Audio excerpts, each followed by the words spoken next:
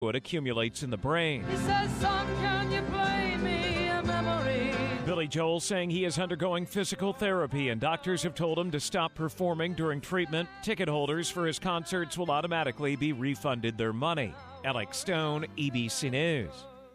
Utah Highway Patrol says today marks the start of the deadliest few months on Utah's roads, and already we've seen 2 fatal accidents this morning. One that happened with a motorcycle yesterday evening, just before midnight, with a motorcyclist that hit a deer and then got hit by another passing motorist. Lieutenant Cam Roden says the other crash happened on I-15 southbound in St. George about 5 this morning when a person was walking and was hit by a semi-truck. He says they are still investigating that accident.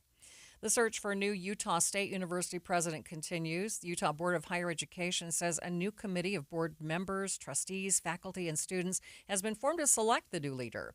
They will identify potential candidates, review applications, and conduct interviews before recommending their top 3 candidates to the Utah Board of Higher Education.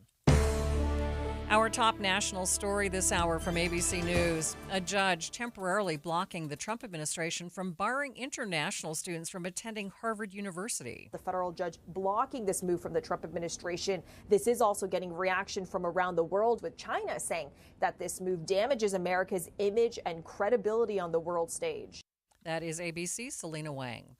King Charles is headed to Canada next week with a clear message. Canada is a member of the British Commonwealth and is a sovereign nation distinct from the United States. That's what King Charles wants to reiterate when he comes next week at the invite of Prime Minister Mark Carney.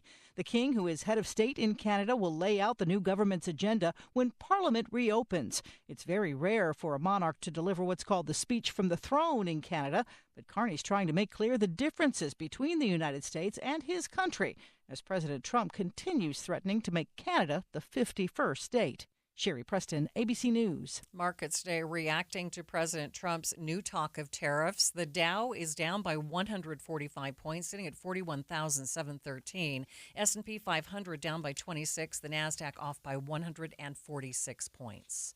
Traffic and weather together brought to you by Mountain America's Homegrown Home Loans. Ricky. And Maria, I'm afraid we're at emergency traffic. We had an accident southbound I-15 going from Payson to Santaquin. It'd been blocking a left lane of traffic, and we have delays back to Benjamin at this time, and some of those delays are slow and go and stop and go speeds.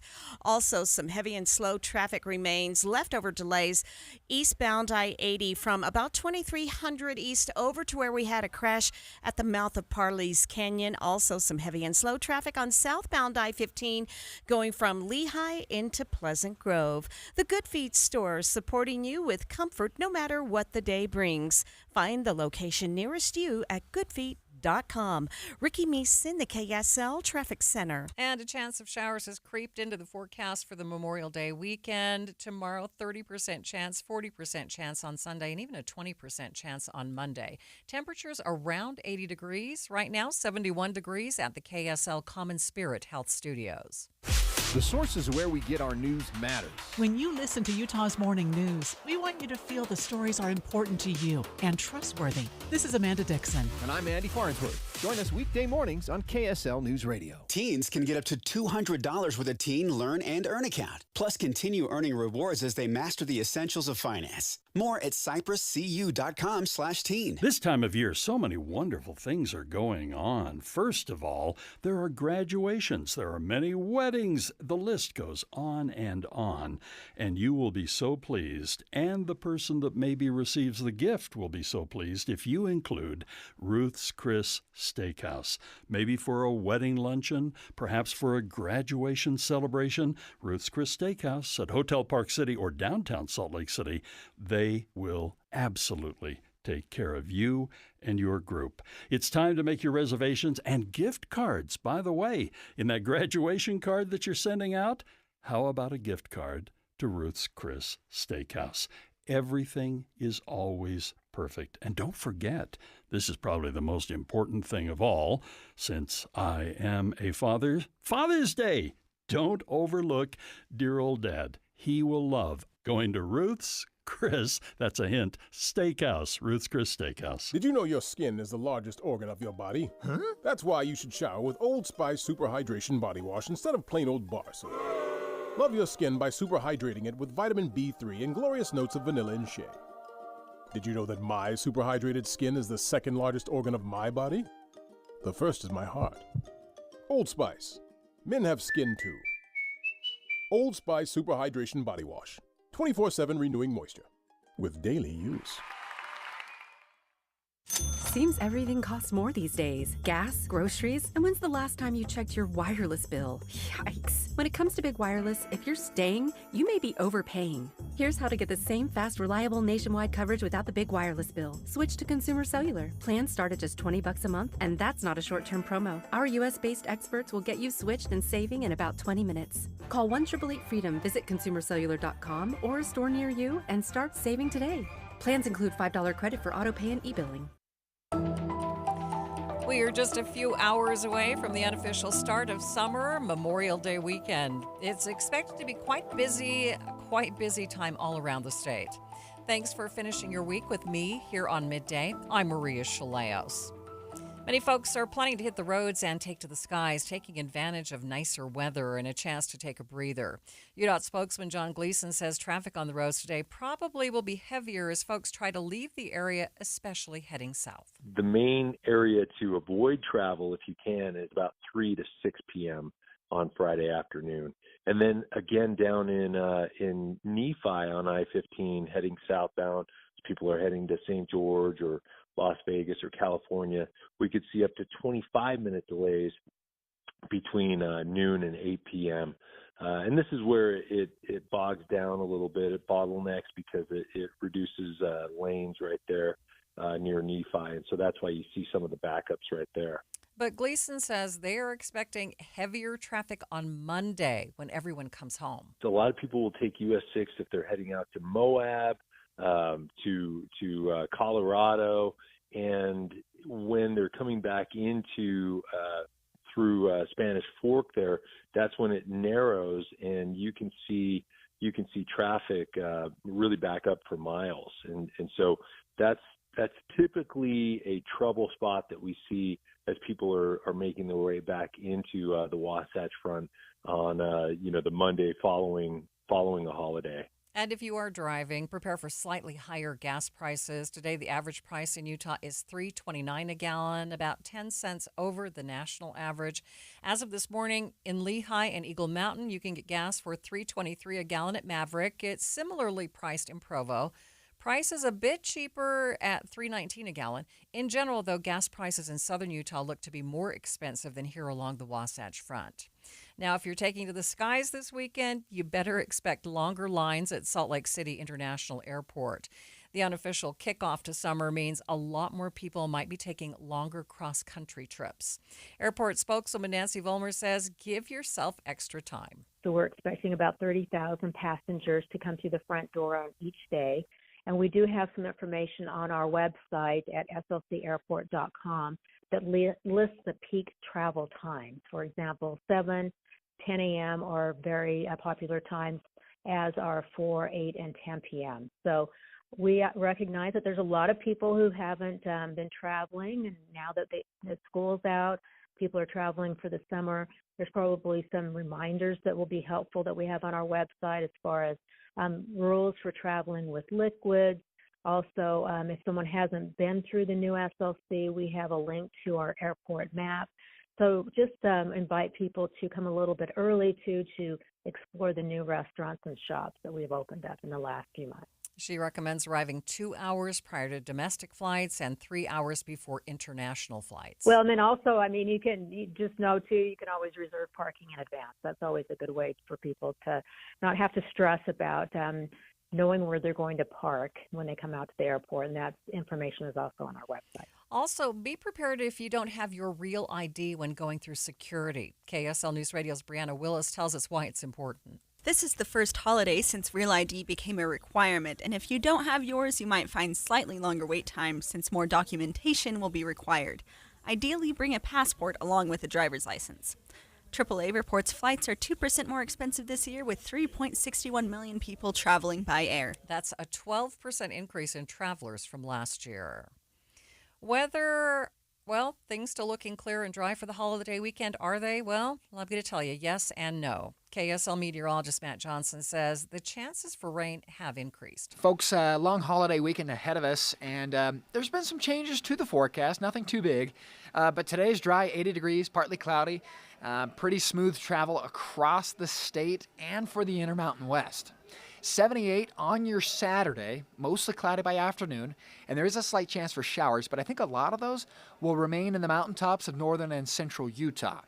Now, headed into Sunday, this is where the changes happen. I got 79 for a high, still pleasant, but by afternoon, there is a better chance, actually now, for some pop-up showers and thunderstorms in the mountains of northern and central Utah. Into Memorial Day Monday, 84, partly cloudy, looks dry, and then cruising into next week, hey, more 80s and dry skies. Utah search and rescue teams are preparing for the busy holiday weekend. In Utah County, the experts are reminding Memorial Day hikers that there's still snow in the mountains, like on Timpanogos. There's still snow up at the higher elevations for sure. And sometimes people forget that and aren't dressed properly. As they get up higher on that mountain, the weather changes for sure. Temperatures drop, and then, like I said, they get into the snow where they weren't planning on being in snow, so they're not dressed properly for that. And so either they try to push on and continue forward, but get wet, and then they get cold, and then they're not really able to get down on their own. You know, it is always a concern when it's kind of early summer, late spring, kind of this where it's still getting cold at night, freezing maybe up there in the higher elevations, but then the sun hits it and it kind of creates that weaker layer of the snow. And obviously we have runoff running beneath a lot of those snow areas that people just don't realize is under there. So yeah, they go walking across these snow fields, and next thing they know, they're falling into a crevasse and they're kind of stuck under the snow. KSL News Radio's Alessandra Gurr spoke with Sergeant Dallin Turner. He says it's important to think ahead before heading out. The biggest thing is just have the proper footwear, proper equipment. I know it's extra gear to carry, but sometimes just having, an ice axe with you is beneficial crossing those snow fields. Just kind of gives you another hand and attachment area to the snow, and then just make sure you're comfortable with your skill set and your skill level. And if you don't feel like it's a safe route, maybe you just have to turn around and go down and not make it to the summit yet this year. He also suggests that you make a plan and tell someone about it before you go. He says on the first weekend of the summer, there are several areas that prove problematic. Kind of our common areas this weekend are usually Stewart Falls, Bridal Veil Falls. They're opening up the Alpine Loop, I believe, this weekend. Your Timpanuki trailhead's going to be open, and people are going to be excited to start getting up on Mount Timpanogos. He says Utah Lake is another trouble spot. Utah Lake's always a popular spot as the weather's warming up and people want to get their boats out, for their first trip, and it's close and convenient, and they get out on the lake. Sometimes the weather changes rapidly and we get, the afternoon windstorms going on, and Utah Lake becomes kind of a dangerous lake due to how shallow it is and the waves, and people just aren't prepared for that change in the weather. And so we tend to be out on Utah Lake quite regularly. Mild weather is expected for much of the state this weekend, but snow in the mountains can cause hypothermia. In the valleys, heat stroke is also possible for people not prepared with enough water. When we come back in 60 seconds, we'll get to the heart of the Memorial Day story. Stay with us. Did you hear? A recent stash of $10 gold Liberty coins from the 1800s has been found. These gorgeous gold coins are as bright and shiny as the day they were struck in the late 1800s. And less than 200 of these gold coins are available. Coin experts are calling this gold find an incredible opportunity. Call 1-800-917-4635 and you are guaranteed a $10 gold Liberty coin minted by the U.S. Mint in the 1800s. But with extremely limited availability, you must call now. These gold Liberty coins from the 1800s are still in uncirculated condition. That is history you can hold in your hand. To learn more, call 1-800-917-4635. Call now and you'll receive a free American Coin Collector's Bonus Package, a $40 value, free with every order. Call 1-800-917-4635 now to secure your $10 Gold Liberty coins dated from the 1800s before they sell out. That's 1-800-917-4635. Memorial Day is known as the unofficial start to summer, and it's a popular weekend for barbecues, games, traveling, and more. But of course, its meaning is much more serious and somber than that. To help me talk about that, Midday executive producer and political nerd Andy Cupp is here. And tell us what Memorial Day is actually about. So it's really about honoring and memorializing fallen soldiers. You have Veterans Day, which kind of is for all veterans, living, past, dead, all of them, whereas Memorial Day is really kind of focusing in on those who have passed away who were armed service people. Mm-hmm. So it used to be called Decoration Day, which I thought was really interesting, and it became Memorial Day kind of throughout the years, really as a way to memorialize those who've either kind of given their all or those who maybe didn't, I guess, give their all in that sense of dying while in duty, but were veterans who have since passed away. Yeah, I'd forgotten that it had been called Decoration Day for quite some time. I always just thought of that as decorating the grave sites. Yeah, well, and that's exactly what it is. I was kind of curious on this one, and I mean, you go on air, and I was worried I was going to forget what Memorial Day actually was in general. So I went and looked some stuff up from the National Cemetery Administration, and yeah, they said that the most recent research points to the ladies of Columbus, Georgia, who in 1866 lobbied for a clearly defined Memorial Day on which to place flowers on the graves of Civil War dead. Right. So that Decoration Day really was, okay, let's decorate the graves of those who've fallen. Originally, Civil War, and then over time, World War I, World War II, and all the other wars. And now it's just a broader kind of anyone who served, who has since passed. So what are some of the traditions dealing with Memorial Day? Well, the biggest one is placing flags on grave sites. And this is something that's actually kind of cool that I've been able to participate in personally. My deceased grandfather on my father's side, he was a veteran. And so we went and put flags on his grave a couple of years ago. He passed away after I had already moved out. And another instance, I was living in Montana, and there's a large veterans grave cemetery there in Helena, Montana, and we actually went around and we helped put thousands of these little American flags on the grave sites for those who had served in the military. And most of the military headstones will have a little symbol or something, so it's a military headstone. But that's the biggest one, is putting flags on the headstones, flowers, just decorating the gravesite, and then just spending time at the gravesite to remember those types of people, those people who gave so much to our country and to just kind of the cause for good. Yeah, and mostly those flags are placed by volunteers. Yes, they are, and most of them then they're placed early in the morning, and then they're all picked up and collected there in the evening. Okay, thank you, Andy. Yeah.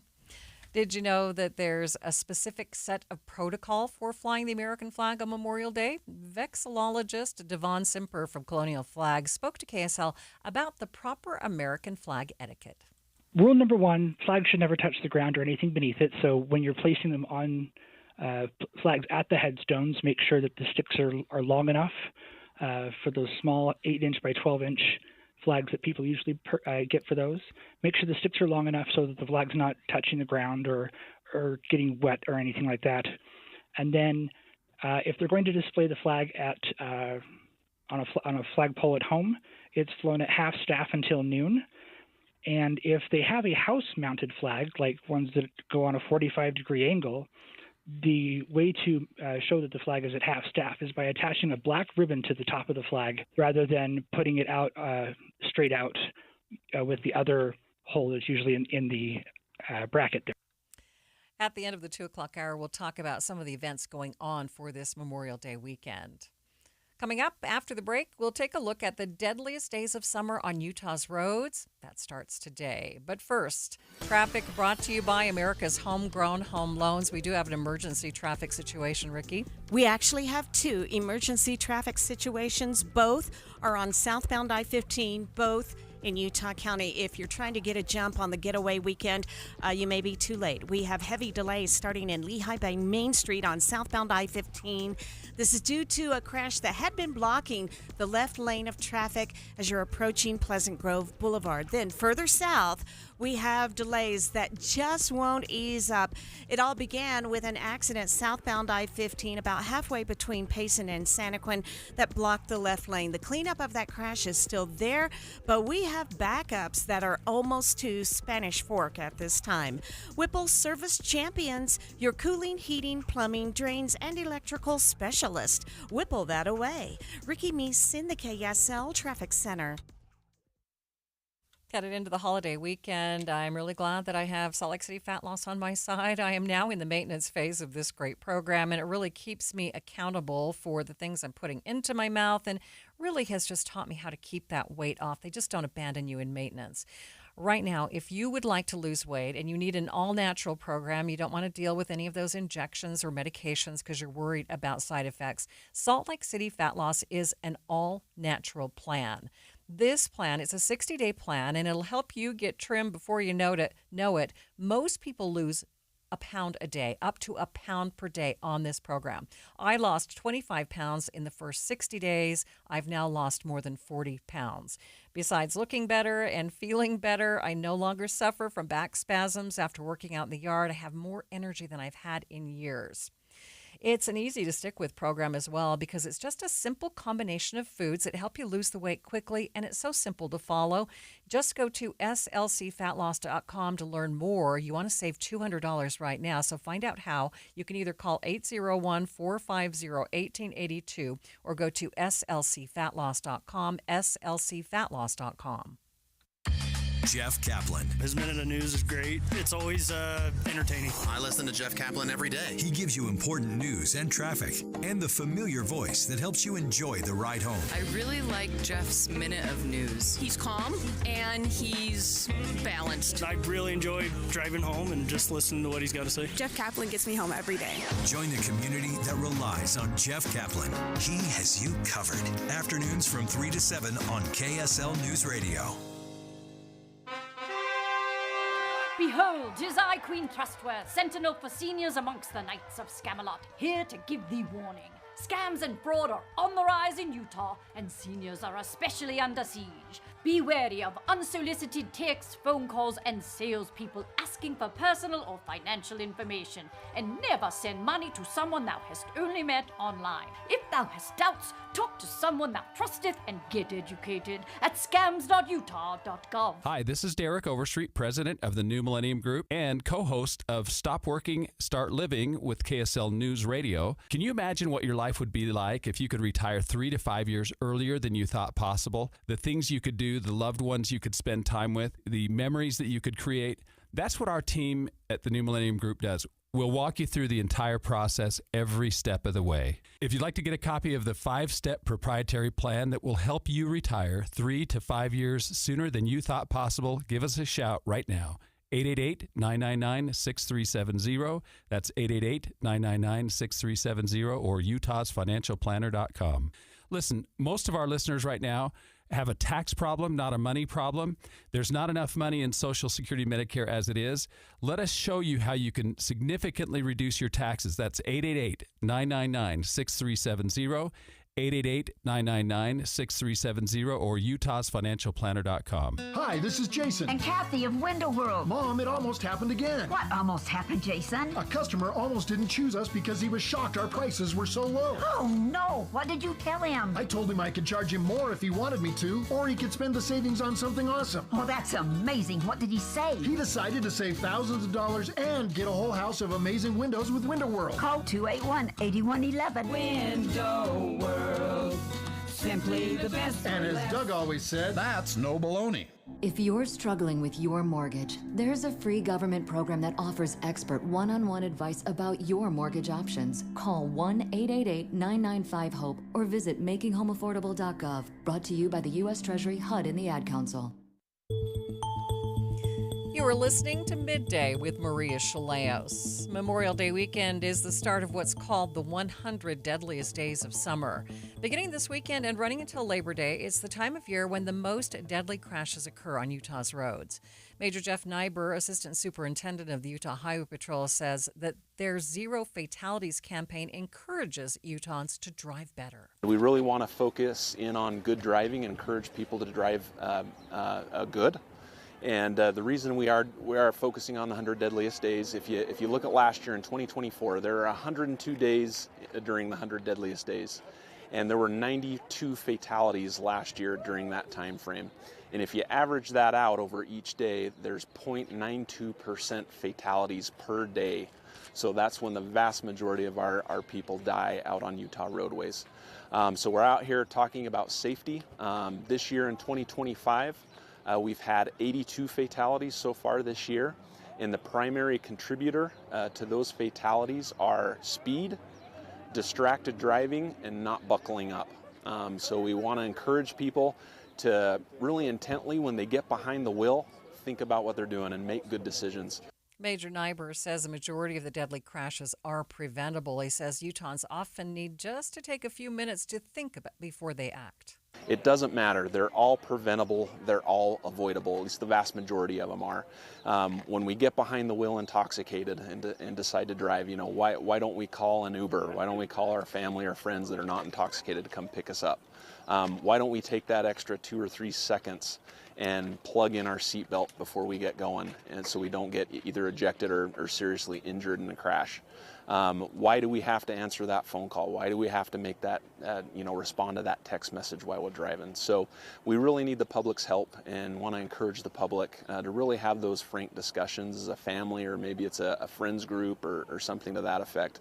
But make a commitment to drive better this 100 deadliest days in this year, in fact.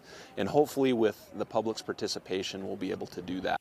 It's not just the Highway Patrol trying to encourage safer driving. It's a collaborative effort of law enforcement agencies across the state. We are trying to respond to this as kind of law enforcement in general. We're estimating at this point that we'll probably have around 4,000 extra shifts, and that's not just the Highway Patrol, but it's also law enforcement in general that will be out from Memorial to Labor Day weekend during the 100 deadliest days. And there's a variety of things that we're focusing on. Number one, this Memorial Day weekend, we're actually doing a DUI blitz. Several of them across the state where we'll have high visibility enforcement and hopefully get people off the roadway that have made that poor decision to drink and drive. We're doing click it or ticket enforcement this summer, again for the seatbelts. We're doing speed and distracted driving enforcement blitzes as well to kind of get that message out there and kind of get that enforcement piece to it. So that's kind of the general plan this summer, but again, we can't do it on our own. We absolutely need the public's help and for the public to have those conversations as a family and friends. In the end, Major Nyber says the ultimate goal is to get to zero fatalities on Utah's roads. I remember when zero fatalities first came out, and we got a lot of flack for that because everybody just said it's impossible. But really, when we sat down at the table and talked about it, zero is really the only good number that we could choose, right? Because no fatalities are acceptable. So you're exactly right. Our opportunity here is to educate, enforce, and drop that number down significantly is what we want. And will we get to zero? Probably not. But if we can save 10, 15, 20 lives, that's what we want to do. The deadliest days of summer run from today through Labor Day weekend. Slow down, buckle up, and get your family safely to their destination. It's 1:30, midday at KSL News Radio. Hello, I'm Maria Shilaos. Some of the stories we are watching this hour. Harvard firing back at the Trump administration for new limits on international students. A Utah Highway Patrol trooper helping deliver a baby on the freeway. And KSL traffic, Ricky, an emergency situation. It is emergency traffic on southbound I-15 in Utah County. We had an accident near Pleasant Grove Boulevard. It's now cleared, but the delays are back to almost 2100 North Lehigh. Also delays southbound I-15 going from Benjamin through Payson. Maria? Thanks, Ricky. KSL's top local stories in 1 minute. First, let's get the latest now from ABC News.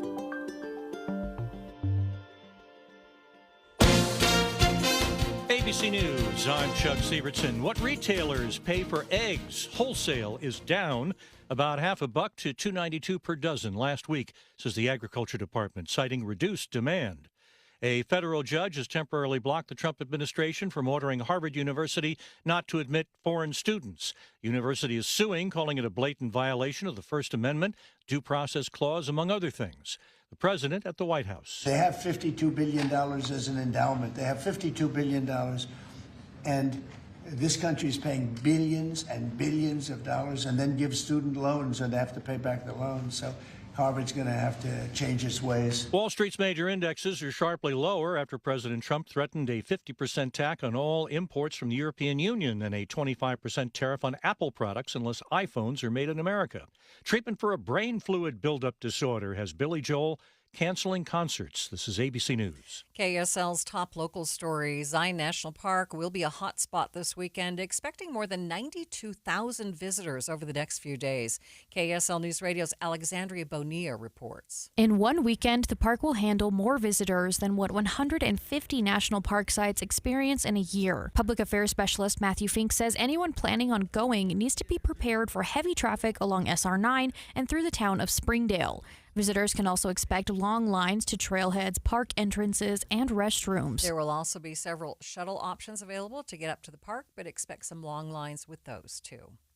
A planned luxury resort down the road from Zion National Park is getting a lot of pushback from the community. A company called Desert Lakes LLC is building what essentially is a lake resort called Zion Shores. It's not far from Hurricane. There is already a lake community in the area. It's called Southern Shores, but this new resort, it's going to dwarf that community. The plans outlined in several reports on the company's website show the new resort will have about a 28-acre lake, multiple surf pools. There's a boardwalk with restaurants and shops. But checking social media, there's a lot of posts on Reddit and Facebook with locals saying they'd never be able to afford staying in this place. And their small community, they say it's becoming a playground for the rich. Randall Jepson, KSL News Radio. If you are traveling on Utah roads this weekend, prepare to pay more in the southern part of the state, but still less than last year. KSL News Radio's Brianna Willis has more. According to the Gas Buddy app this morning, in West Jordan, you could get gas for $3.19 at Maverick. In Roy, it's 5 cents less, but down in Saratoga Springs, gas is $3.23. This follows reports from the AAA that show gas prices in Utah are more expensive the further south you go. Now, all these prices are much lower than they were last year, where the average price of gas in the state was $3.65. A Delta stowaway has officially been convicted. The Philadelphia woman, identified as Svetlana Dali, snuck onto a flight from New York to Paris without a boarding pass back in 2024. She faces up to 6 months in prison. Taking a look at your money at this moment, the Dow now down by 214 points, sitting at 41,645. S&P 500 down by 31 points. The Nasdaq down by 151.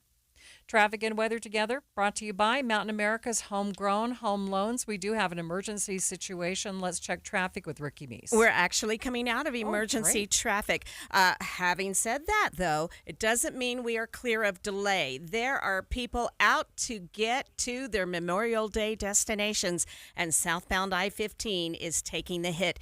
Your first spot of delay in Utah County will be from 2100 North Lehigh to Pleasant Grove.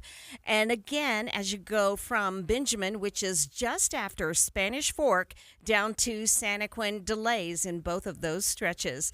The secret to healthy, thriving plants is great soil. Oakdale Farms Organic Compost is a game changer for your veggie garden, flower beds, and trees. Oakdale Farms Organic Compost at oakdale.com. Ricky Meese in the KSL Traffic Center. Headed for a high today of 80 degrees, no chance of rain, but that chance of showers creeping in tomorrow with a 30% chance, a 40% chance on Sunday, and still a 20% chance on Monday. And the temperature for the weekend in the upper 70s. Right now, 72 degrees at the KSL Common Spirit Health Studios.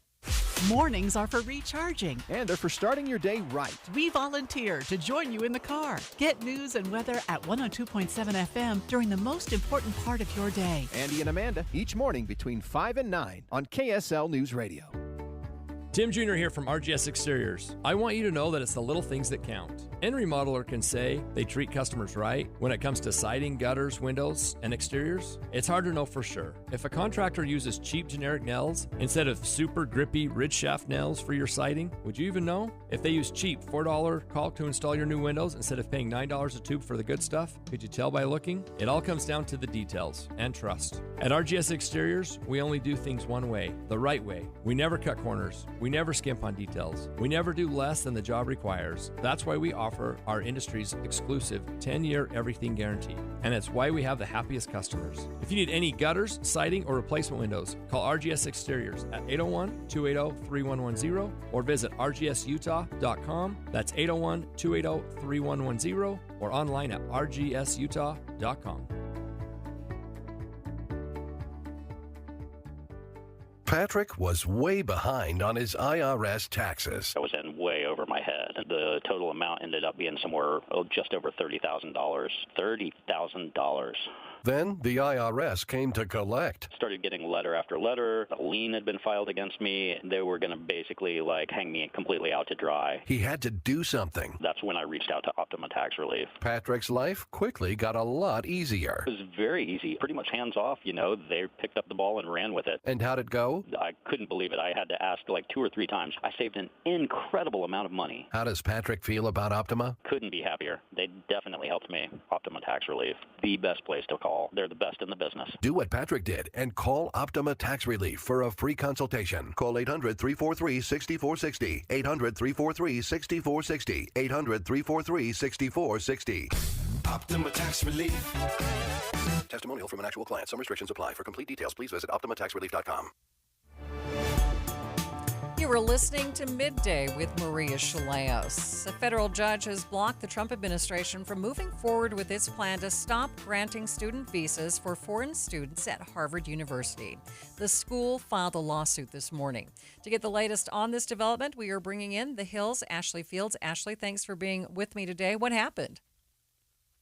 Yes, thank you so much for having me. So Harvard University received a letter from Secretary of Homeland Security Kristi Noem telling them that she had struck their student visa program for international students. Now, Harvard has over 6,000 students from countries all across the globe, and they've decided to file a lawsuit over this effort and requested a temporary restraining order, which was granted on Friday, blocking the Trump administration from taking away this program. What did the judge have to say this morning when blocking this plan? Right. So the judge heavily condemned this plan. She said that with the stroke of a pen, they tried to erase the history and the legacy of Harvard University. And so she agreed to schedule a May 29th hearing that will be for next Thursday on whether to grant a longer pause on the blockage. Yeah, tell us more about Harvard's lawsuit. What does it say? Harvard's lawsuit says that the government is trying to eradicate the First Amendment and the right of the university to educate students in the manner of their choosing. Noem has said that the university did not properly respond to requests to break down the demographic of international students, although Harvard did provide an overview of the statistics that they have for the campus. Noem said it was insufficient. And so there's been kind of this back and forth between the government and this institution. As I'm sure you know, President Trump threatened to also take away their tax-exempt status and revoke federal funding. And so there's a coalition of legal battles that are going on right now between the two. What is the heart of the Trump administration's why are they going against Harvard like this? Right. So the Trump administration has said that Harvard is harboring people with anti-Semitic views. They've expressed discontent with people's support for Palestine on campus protests surrounding that. And so the Trump administration is really just trying to crack down on those efforts on campus and the fact that they're allowed, which Harvard sees as a measure of free speech. Actually, we've heard about these episodes in the past or the incidents of these students speaking out in the past, but is that still going on? Some students are still openly speaking out against this. You had a student at New York University do that. At Columbia University, their commencement ceremony, several students were screaming, "Free Mahmoud Khalil," who we know is detained for speaking out in support of Palestine. And so in addition to that, there's multiple scholars from universities across the country who are still detained over these remarks. Harvard University, just like all of them, is actively working to protect its students and, block any removals that they think are wrongful at this time. Yeah, describe why Harvard thinks this is such a big deal in protecting their students' rights to speech.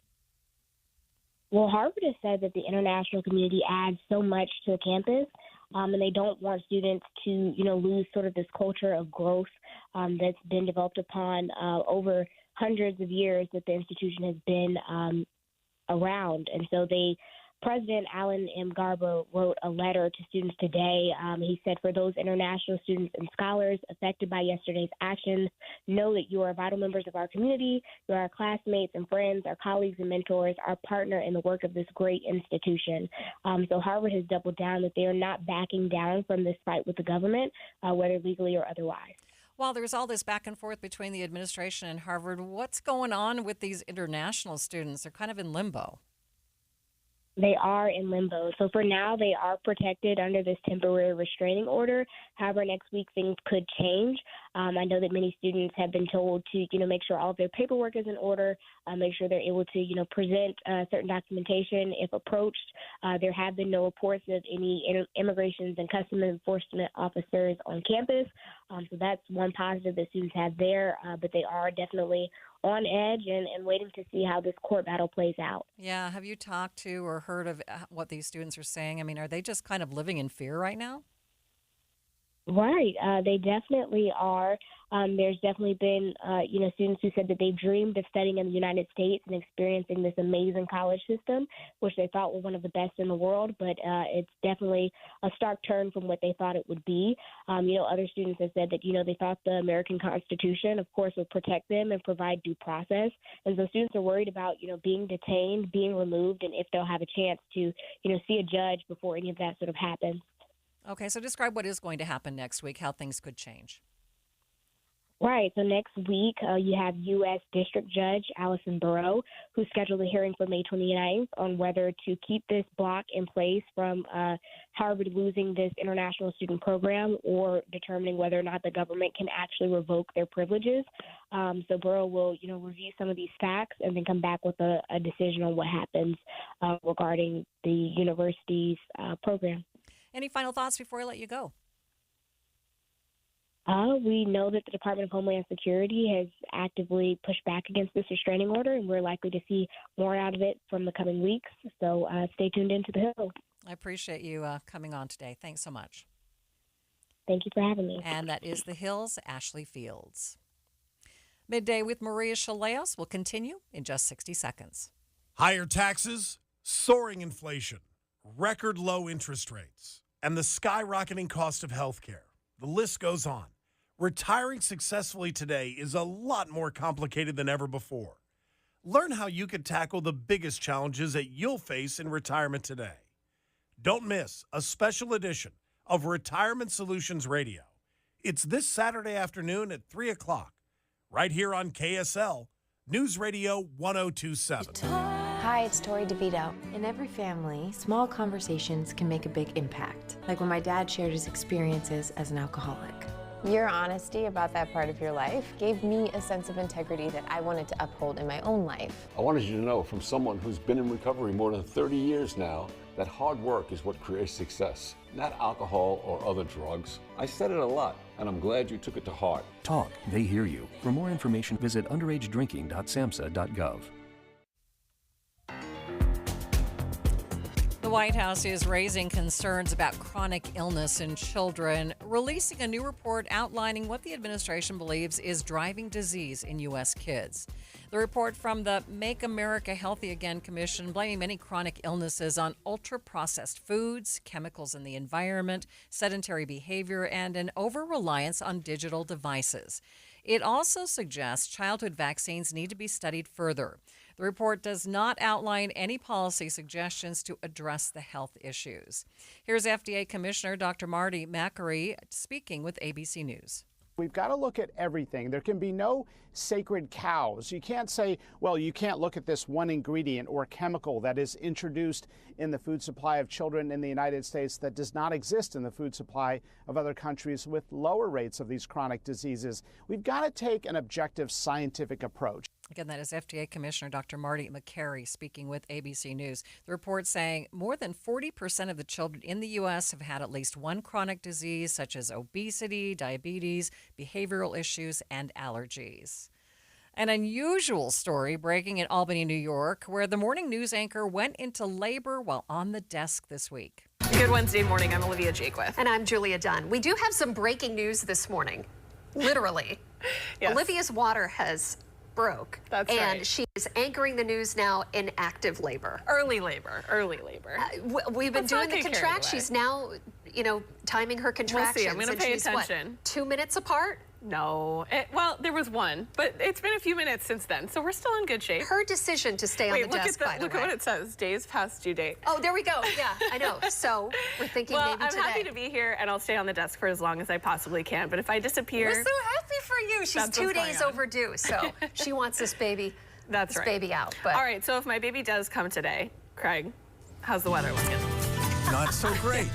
And if I have to run off the set, that means I'm hoisting Olivia over my shoulders and taking her to the transportation awaiting in the parking lot off to the hospital. Okay, Olivia looks super uncomfortable about this conversation, but she did go ahead with the 3-hour morning newscast even after her labor contractions began.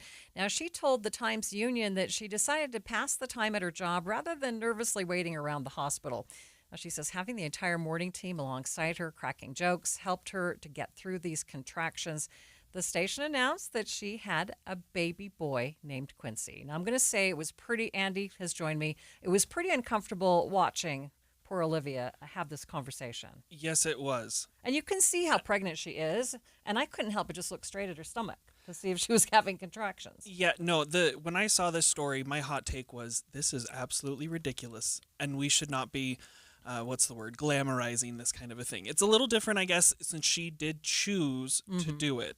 But I do think it's an interesting point almost for women who are pregnant, right, of when is it socially acceptable for you to stop working and care for your child. I know you had mentioned you had a similar thing. Well, similar in that I did go into labor. It was 5 o'clock on a Friday, and I did say, hey, at the end of this hour, I'm going to be done. But I didn't tell anybody I was in labor, so I was not uncomfortable in that way. And Rod Arquette, who was on the air with me in the afternoons at that time, said, don't you want to go now? And I'm like, no, my labors are like 35 hours. So, a few more minutes isn't going to hurt me. So I just finished off the hour and then just kind of No, I guess that's fair. If you know your body, I just know as an outsider looking at that, I was like, oh my goodness. And are we in sweeps? I mean, like, was this a sweep? I mean, that TV kind of makes me a little uncomfortable that maybe she felt pressured to stay on the set. But yeah, a cute little just baby boy named Quincy. Another thing to think of, though. I mean, yes, she has a beautiful baby boy, so that's still a positive. So congratulations for her.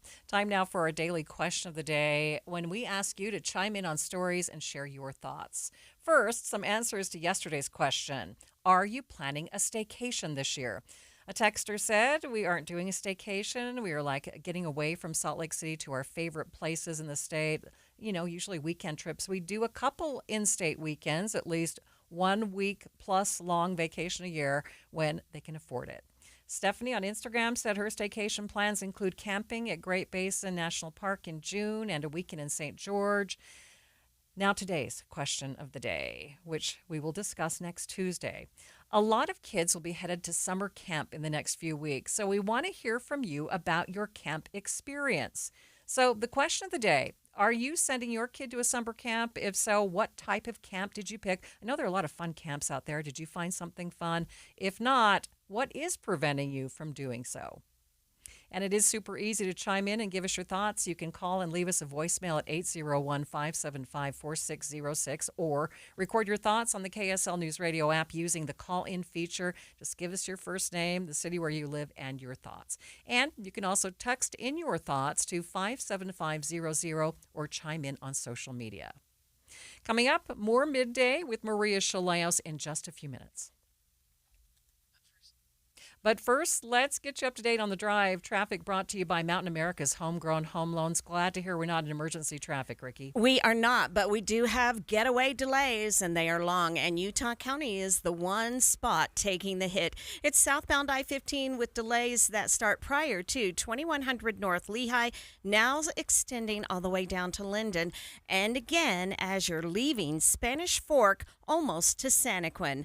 All tickets are on sale now, so claim your spot and start planning your perfect Park City night. Details at DeerValleyMusicFestival.org. Ricky Meese in the KSL Traffic Center.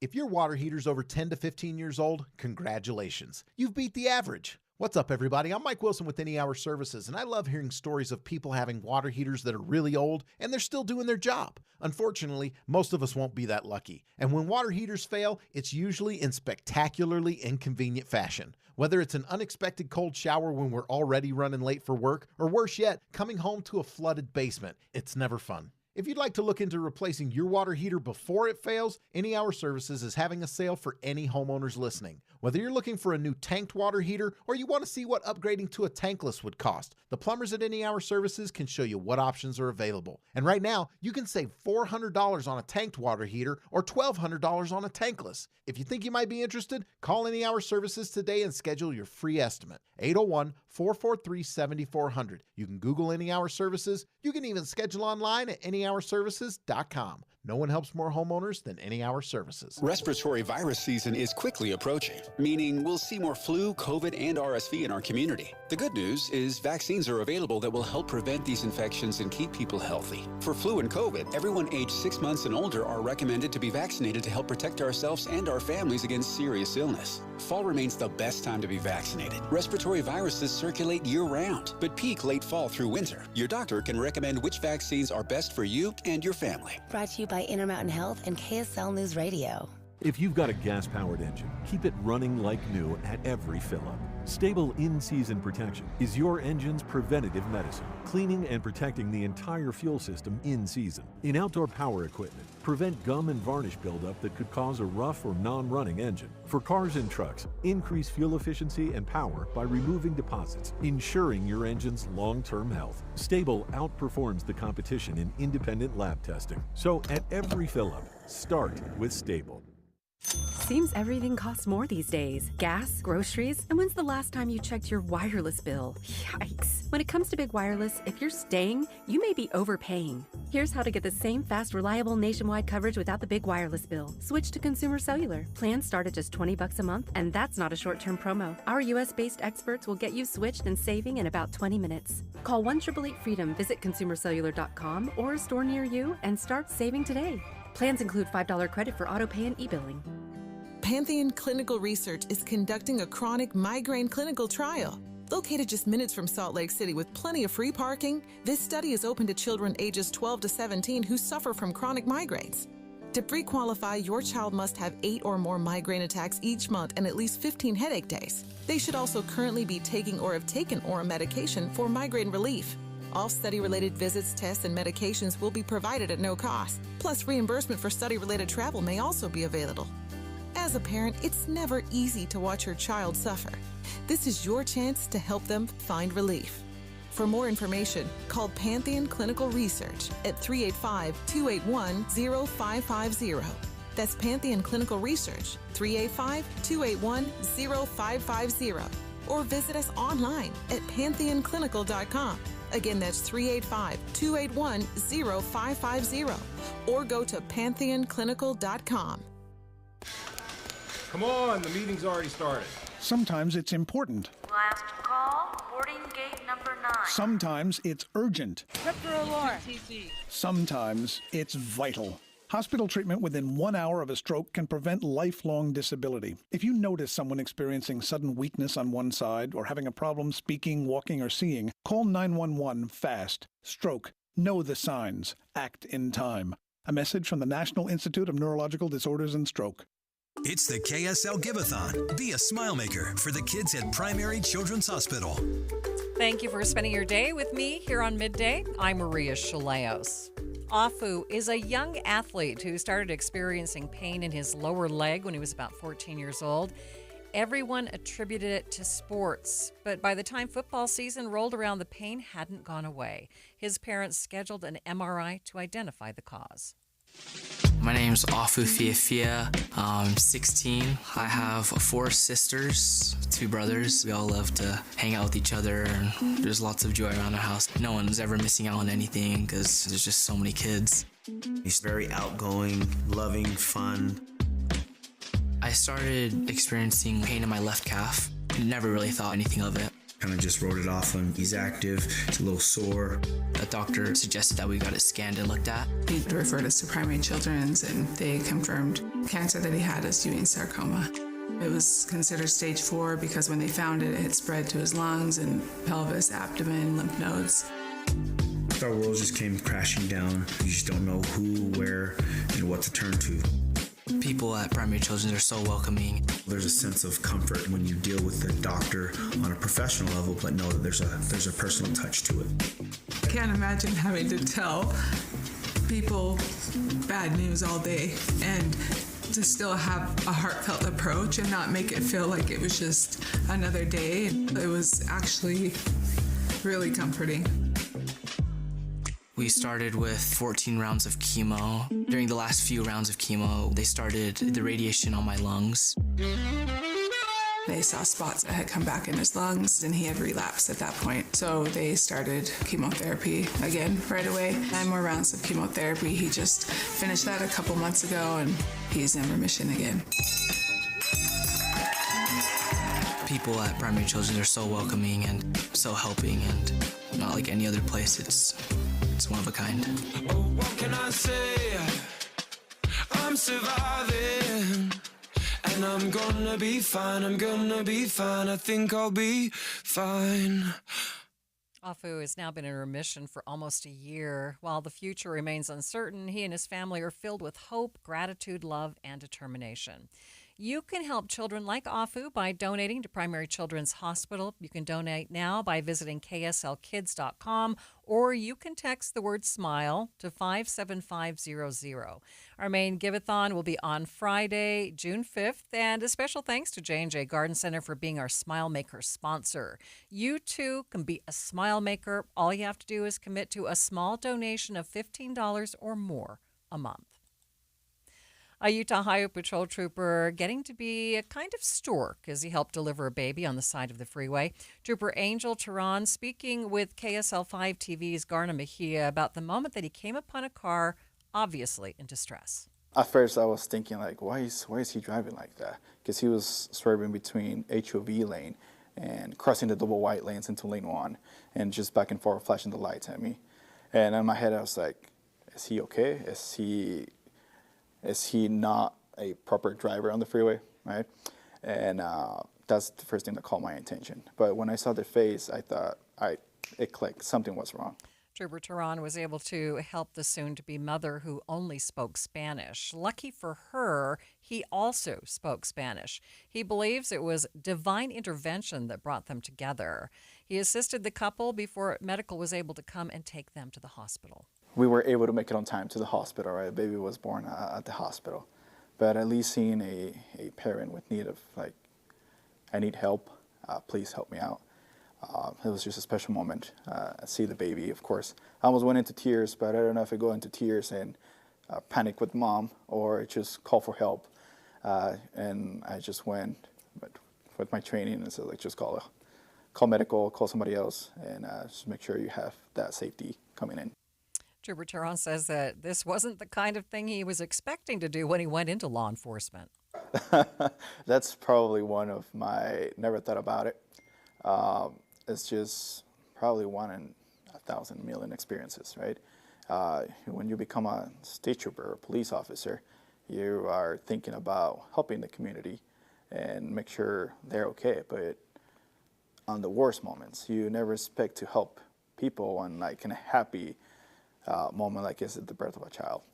And yeah, I mean, never thought about coming to Utah. I was like, yeah, let's help a stranger on the freeway have their kid. Healthy baby boy was born.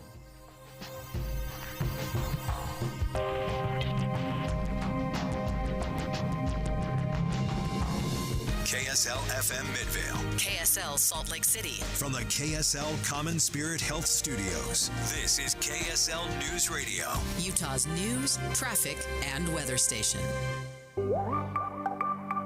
Expanded free lunches for Utah students, unearthing potential new problems. One of my biggest concerns was that we were going to be putting a lot of money into this program and the kids still weren't going to be able to eat them.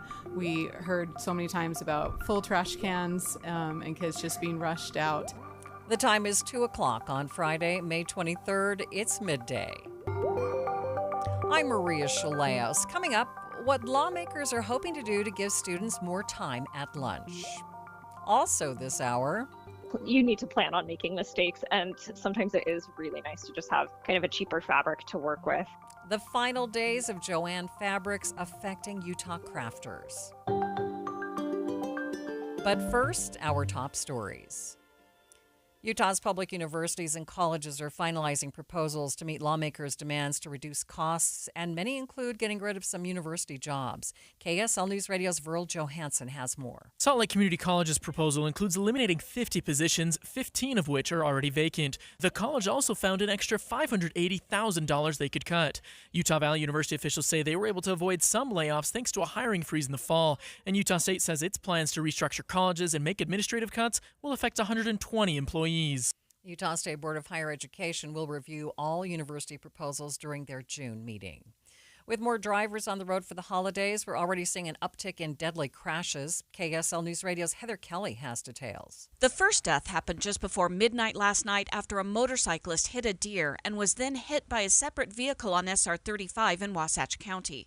The second one happened about 5 a.m. on I-15 southbound near St. George. Utah Highway Patrol Lieutenant Cam Roden says that's double our normal fatalities between Memorial Day and Labor Day. It's almost one fatality per day that we average during that time frame. Lieutenant Roden says fatigue, aggressive driving, not wearing seatbelts or helmets are just a few of the contributing factors to why we see more fatalities during the summer months. He says if people start implementing good driving behaviors, the fatalities will reduce drastically. Heather Kelly, KSL News Radio. Our top national story from ABC News. Investigators are on scene of the small jet crash in a San Diego neighborhood yesterday. What's unclear right now is the FAA believes there were 6 people on board the plane, but firefighters and police say they've only confirmed 2 who are dead. It's not clear if they just haven't found the remains of the other 4 in the burned wreckage of the jet. One confirmed dead on board was Dave Shapiro, a music agent who owned the airplane and was the pilot. Alex Stone, ABC News. 8 people have been found guilty in connection to the 2016 robbery of Kim Kardashian in Paris. Here's ABC's Inez de la Cuetera with details. They are on the older side. They were dubbed the grandpa robbers by French media because many of them are in their 60s and 70s. And so the judge said that ethically he felt he couldn't sentence them to more than 8 years in prison, which is the maximum sentence for one of the defendants. The court acquitted 2 of the 10 defendants. Your money at this moment at the close, the Dow down by 256. This after the president talked about some new tariffs. The Dow sitting at 41,603. S&P 500 down by 39 points, and the NASDAQ, it ended down 189 points, a full percent. Traffic and weather brought to you by Mountain America's Homegrown Home Loans. Here's Ricky Meese. Holiday getaway delays are already setting in. Southbound I-15 between the South Interchange through Sandy and again from SR 92 Temp Highway all the way to Linden. And we do want to remind you that Pioneer Crossing is closed at Mill Pond Road. That's just west of I-15 due to an earlier rollover crash there. And then more southbound delays on I-15 in Utah County starting after Spanish Fork going through Payson. No matter the weather, your feet can feel fantastic. Find the Good Feet location nearest you at goodfeet.com. Ricky Meese in the KSL Traffic Center. A high of 80 degrees today. Tomorrow, a chance of showers creep in, 30% chance, 40% chance on Sunday with highs in the upper 70s. 73 degrees at the KSL Common Spirit Health Studios. A reminder about the simplest way to get updated for your day. Hit your KSL preset when you jump in the car, and we'll take care of the rest. Hear key news updates and traffic reports. Andy and Amanda from 5 to 9 in your car. KSL News Radio at 102.7 FM. The power of we believes in you. It advocates for you. It completes your circle. It makes sure you have the strongest circle possible.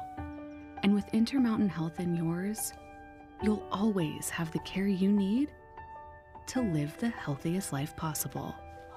That's the power of we. Intermountain Health. Attention! If you owe money to the IRS, this is an urgent message. The IRS is cracking down by sending out collection letters, garnishing paychecks, seizing bank accounts, and putting liens on homes and businesses. They call it enforced compliance, and you better watch out because penalties and interest on unpaid taxes compound daily, making it even harder to get out of debt. Don't let tax debt destroy your life. You need to call Optima Tax Relief, America's #1 tax resolution firm. They're experts in taxpayer assistance programs that can save you thousands if you qualify. A+ rated by the Better Business Bureau, Optima's resolved over $1 billion of tax debt for their clients. Let them fight on your behalf, helping to put your tax problems to rest. Call the tax professionals at Optima now for a free consultation. Call 800-343-6460. 800-343-6460. 800-343-6460. Optima Tax Relief. Some restrictions apply. For complete details, please visit OptimaTaxRelief.com.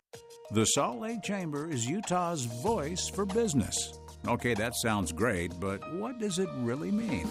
Well, as Utah's largest and longest-standing business association, they support and champion community prosperity throughout the state. And if you're in business, well, that's a very good thing for you. Be sure to listen to the Chamber's Speaking on Business, weekdays at 7:20, 11:55, and 5:20 p.m. on KSL News Radio. This year, the state legislature expanded Utah's free lunch program for students, but now there's a concern about the amount of food being thrown away, food that's gone uneaten. Thanks for tuning in to Midday with Maria Shilaos. Some legislators worry that it has to do with school lunch periods being too short. The average time allocated for Utah's children to eat their lunches is only about 15 minutes. State Representative Tiara Auxier is proposing making school lunch periods longer. The issue was discussed in an education interim committee this week. Once lawmakers supported the idea, some expressed some concern. Senator Kathleen Reby worries about cramming more stuff into an already packed school day. My concern might be how this might impact legislation that requires us to use a certain amount of time for literacy and numeracy blocks. To help us get to the heart of the story, we are joined by Representative Auxier. Thanks so much for being with me. Thanks, Maria. I'm glad to be on. Tell us more about this issue, kids not having enough lunch period. What exactly did you propose to the legislature? Yeah, this all started with me being a mom and my kids coming home from school starving, and I would look in their lunch boxes and it was still full of food, and I was trying to figure out what was happening, and they were telling me that they didn't have enough time to eat because they were being rushed out because the next class was coming in. And so as I've now become part of the legislature and going around to different schools, I noticed that this is a trend in many schools. And the American Academy of Pediatrics recommends 20 minutes of seated time. Many of our school lunch times just count from when the kids are out of their classroom, but it doesn't take into account washing hands, walking through the hallways, walking through the line, finally sitting down. And, you know, if you're only allotted 15 minutes to eat lunch, you really only got 5 or 6 minutes to eat before you're being told to move out for the next class.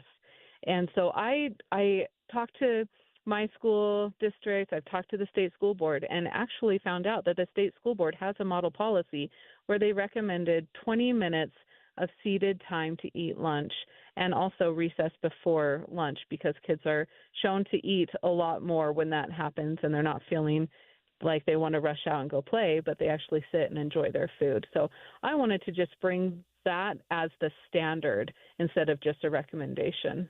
Yeah, what are your thoughts about concerns from other lawmakers that there's just not enough instruction time in the day? You know, I do understand that that would be a concern. There is a lot of things that we ask our teachers to do, but I have gone to other schools who give their students up to 30 minutes a day. So if they are able to find room in their schedule, I'm sure that these other schools can too. I'm definitely not advocating taking away time from learning, but there are different minutes we can take from transition times and other things. So I'm going to be coming with a lot of schedule ideas for schools that may need some ideas on how they can fit this into their school. Yeah, why is it different school by school? Well, usually we always like to focus on local control, and schools are able to manage a lot of their schedule with what works best for them. But I think, you know, last session when we decided to pay the family portion of kids who qualified for reduced lunch, the thing that I kept hearing all the time was hungry kids can't learn. And that was the big premise of why we decided to fund that. But I think it's still true when we're not giving them enough time to eat, that they still won't be able to be able to learn as well with rumbling tummies. So I think that whatever we can do, our main job is to educate these kids in the best way possible, and setting them up to be able to learn in the best way has been shown for them to be able to have full stomachs. Yeah, you mentioned that your kids would come home with lunch still in their lunch boxes. So did you talk to them? I mean, what did they have to say about it? Yeah, and I've actually talked to a lot of other parents who've reached out to me after seeing my op-ed in Deseret News and hearing about my plans for legislation, and saying that this is a problem that they hear from their own kids. And so sometimes schools will say, well, we're not rushing them out. They could still stay, but no kid is going to stay and eat lunch when an adult is telling them they need to move because the next class is coming, you know. So they would just always say, I want this lunch. I want to eat this food, because some people are like, oh, the kids don't even like the food that the schools are serving. We have amazing school lunch programs. Tons of schools bake things from scratch, and the kids don't even have time to enjoy it. And really, a lot of your hunger hormones don't even click on until 20 minutes. So we're teaching our kids to just shove food in their mouths as fast as possible, and they don't even be able to tell what they're eating and when they're satiated. So I think that this will be a huge move forward for them. Is this more of a problem like in elementary, junior high, or high school? I mean, where is it the biggest problem? It's in elementary for sure. Junior highs and high schools, from what I've been able to tell from my different visits around, they're allotted more time, and they don't have recess, and so that's not kind of considered into part of that same time. So they do have time to sit at their tables and socialize and enjoy their lunches. Representative, I appreciate your time. Thanks for being with me. Yeah, of course. Thanks, Maria. That is State Representative Tiara Auxier joining me. Stay with us. We're going to be back with more in just 60 seconds. Are you looking for a fun way to get your kids outside and off their screens this spring? Try flower gardening. Starting a beautiful flower bed or easy container garden is a great hands-on way to spend quality time together while teaching kids about nature. They'll love digging in the dirt, picking out their favorite flowers, and watching them bloom, all while making real, lasting memories. Plus, gardening is a great way to slow down, soak up some sunshine, and enjoy the fresh air as a family. This is Brian with Olson's Greenhouse, and my family has been growing flowers with care for 4 generations right here in Utah. Whether you have a big sunny backyard or just a small shady front porch, our colorful, locally grown flowers make it easy to add beauty to your home. So this spring, start with a new family tradition, one that grows with your kids. Get inspiration at Olson's Greenhouse Gardens on Instagram, or find a garden center near you at ogg.com. That's ogg.com for Olson's Greenhouse Gardens. Memorial Day weekend is one of the busiest travel weekends in the entire year. If you're flying, it's probably going to be a bit hectic, but now there is a place to escape the chaos at Salt Lake City International Airport. KSL News Radio's Tammy Kikuchi spoke with the spokesperson, Nancy Vollmer, about a new sensory room. This is a space that's located on Concourse A. And it's to really offer a positive experience, if you will, for all passengers who have a sensory need. So that could be anything from a sensitivity or a challenge that is related to perhaps autism. It could be dementia, PTSD, or any other similar condition. And so if people have those types of conditions, they often are very sensitive to overstimulation and noise. And of course, airports can be very stimulating. They can be very noisy as well. So these rooms offer a quieter environment, and they have beanbags, visual light panels, they have activity panels, and ADA seating, just to help our passengers who have these other challenges feel more relaxed, more welcoming at the airport. Sensory rooms have become more popular due to the prevalence of autism and dementia and the demand for more sensory-friendly experiences. You know, we are seeing more sensory rooms in airports, and we work very closely with Culture City and their medical professionals to actually design a space that would be best accommodating to this group. I know that Culture City not only works with airports to provide these types of places, but they also provide them at large-scale events, for example, the Super Bowl. So even though our space is a permanent space, they do have these temporary spaces that they can put up for large-scale events. The sensory room has been open for a couple of months, and Vollmer says passengers have enjoyed the break from all the commotion. You know, since we opened in March, we have had such a positive reaction to this space, and it is the first of 3 sensory rooms that we will be opening here. So they're being used, and people are very appreciative of having something that's just a little bit of a respite for passengers who need a quiet space. So look forward to October of this year. We'll open up the second sensory room, and then we'll open up a third one in 2026. And I guess I would just add that, since we've opened the new airport, which has been nearly 5 years ago, we really try to create an atmosphere and environment that was very welcoming for all passengers. And so having a new airport, we were able to design space that could be adaptable and to accommodate people of all abilities. So we're just continuing to make improvements such as this just to achieve that goal. The airport opened the first of 3 sensory rooms on Concourse A. Spokesperson Nancy Vollmer says guests that have sensory issues can go to the room near Gate 25. After the break, we'll take a look at some of the broader effects of a popular craft store closing.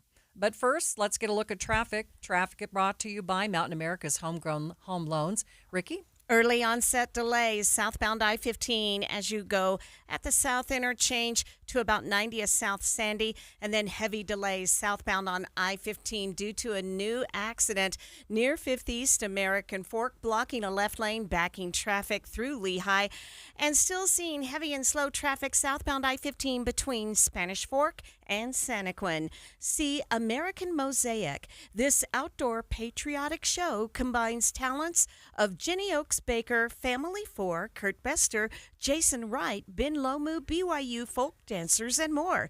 June 9th, tickets at jennyoaksbaker.com. Ricky Meese in the KSL Traffic Center. Have a minute? I love Jeff Kaplan's Minute of News. It's more of a personal take on the news from Jeff. Get caught up on the latest news and hear Jeff Kaplan's Minute of News for thought-provoking, playful commentary. It's usually funny. Like he's said before, it varies from day to day, and it's always entertaining. My Minute of News, it puts a smile on my face. If you have a minute, you need to catch Jeff's Minute. My Minute of News, weekdays from 3 to 7 on KSL News Radio. Comcast Business is celebrating Small Business Month by giving you a $1,000 small business bonus when you switch to a qualifying gig speed package from the company with over 99.99% network reliability. Just imagine the thousands of possibilities of a $1,000 prepaid card. Like possibility number 1, company merch for staff. Stylin'. Or possibility number 24, the latest software, upgrade. Or possibility number 192, new equipment powered by gig speeds. Or possibility number 555, a 3D printer. Rapid prototyping, anyone? Switch to Comcast Business for over 99.99% network reliability, advanced cybersecurity, and now get started with a $1,000 small business bonus. Comcast Business, powering possibilities. And 6/22/25. New customers only with 2-year agreement. Other restrictions apply. Do you want to make your house more comfortable, more energy efficient, more valuable? Well, maybe it's time you took a look at your doors and windows. And there's nobody around who does doors and windows better than Peach Doors and Windows. Improve the functionality of your home with custom replacement windows, entry doors, patio doors. Maybe you have a sunroom or you want a new custom front door and windows to maximize the beauty of your home. Peach offers flexible financing available to fit any budget. They've got expert installation, including fiberglass doors, which are their specialty, and they'll replace your windows with the highest energy efficiency rating. And customer service is a top priority. It's the reason why they have so many 5-star reviews on Google. You can check it out for yourself. You can also check them out online at peachbuildingproducts.com. You can call for a free in-home estimate, 801-566-1255. Or see them in person, 2940 South 300 West in Salt Lake City. They're open 6 days a week, Monday through Saturday. Go check out their beautiful showroom. It's Peach Doors and Windows. If you're ready to buy a home or sell a home and you're worried about the current real estate market because of what you've heard from some of your friends or family, well, we're here to tell you that you really shouldn't be worried, because now is a great time to buy and sell with our friends at the Stern Team, powered by Almada Real Estate. And here's why. Buyers have more options due to increased inventory, which gives them the power to negotiate for repairs, interest rate buy-downs, and closing cost assistance. While at the same time, sellers are still getting top dollar for their homes, with home values that are higher today than ever before. So whether you're looking to buy or sell, the current real estate market presents a win-win opportunity for both buyers and sellers. But you still do want to make sure that you're working with a team of real estate experts you can trust that can get you some great results. And that's our friends at the Stern Team, powered by Almada Real Estate. They have helped thousands of Salt Lake City homeowners, and they're ready to help you. To get started, just go to thesternteam.com. That's thesternteam.com, or Google The Stern Team. If you've got a gas-powered engine, keep it running like new at every fill-up. Stable in-season protection is your engine's preventative medicine, cleaning and protecting the entire fuel system in season. In outdoor power equipment, prevent gum and varnish buildup that could cause a rough or non-running engine. For cars and trucks, increase fuel efficiency and power by removing deposits, ensuring your engine's long-term health. Stable outperforms the competition in independent lab testing. So at every fill-up, start with Stable. Did you know your skin is the largest organ of your body? Huh? That's why you should shower with Old Spice Super Hydration Body Wash instead of plain old bar soap. Love your skin by super hydrating it with vitamin B3 and glorious notes of vanilla and shea. Did you know that my super hydrated skin is the second largest organ of my body? The first is my heart. Old Spice. Men have skin too. Old Spice Super Hydration Body Wash. 24/7 renewing moisture. With daily use. You were listening to Midday with Maria Shilaos. Joann Fabric and Craft only has a few days left before its locations all close up shop. Many of the Utah locations are already boarded up. KSL News Radio's Jessica Lowell has a deep dive into the effects of Joann locations closing on everyday Utahns. Crafters everywhere were in shock when the business announced the closures at the beginning of this year. Okay, so crafting and sewing communities are kind of in a panic with the idea that Joann Fabrics is filing bankruptcy and could shut down stores. I went into Joann's because when will I get to again? What happens when an iconic craft store goes out of business? Well, you go in person to reminisce and say thanks for the memories. Many of the locations across the Wasatch Front have closed for good, despite Google showing that they're still open. At least the Centerville and Draper locations will be open through next Wednesday, but it's unclear how many of the other 10 locations across the Wasatch Front are still operating.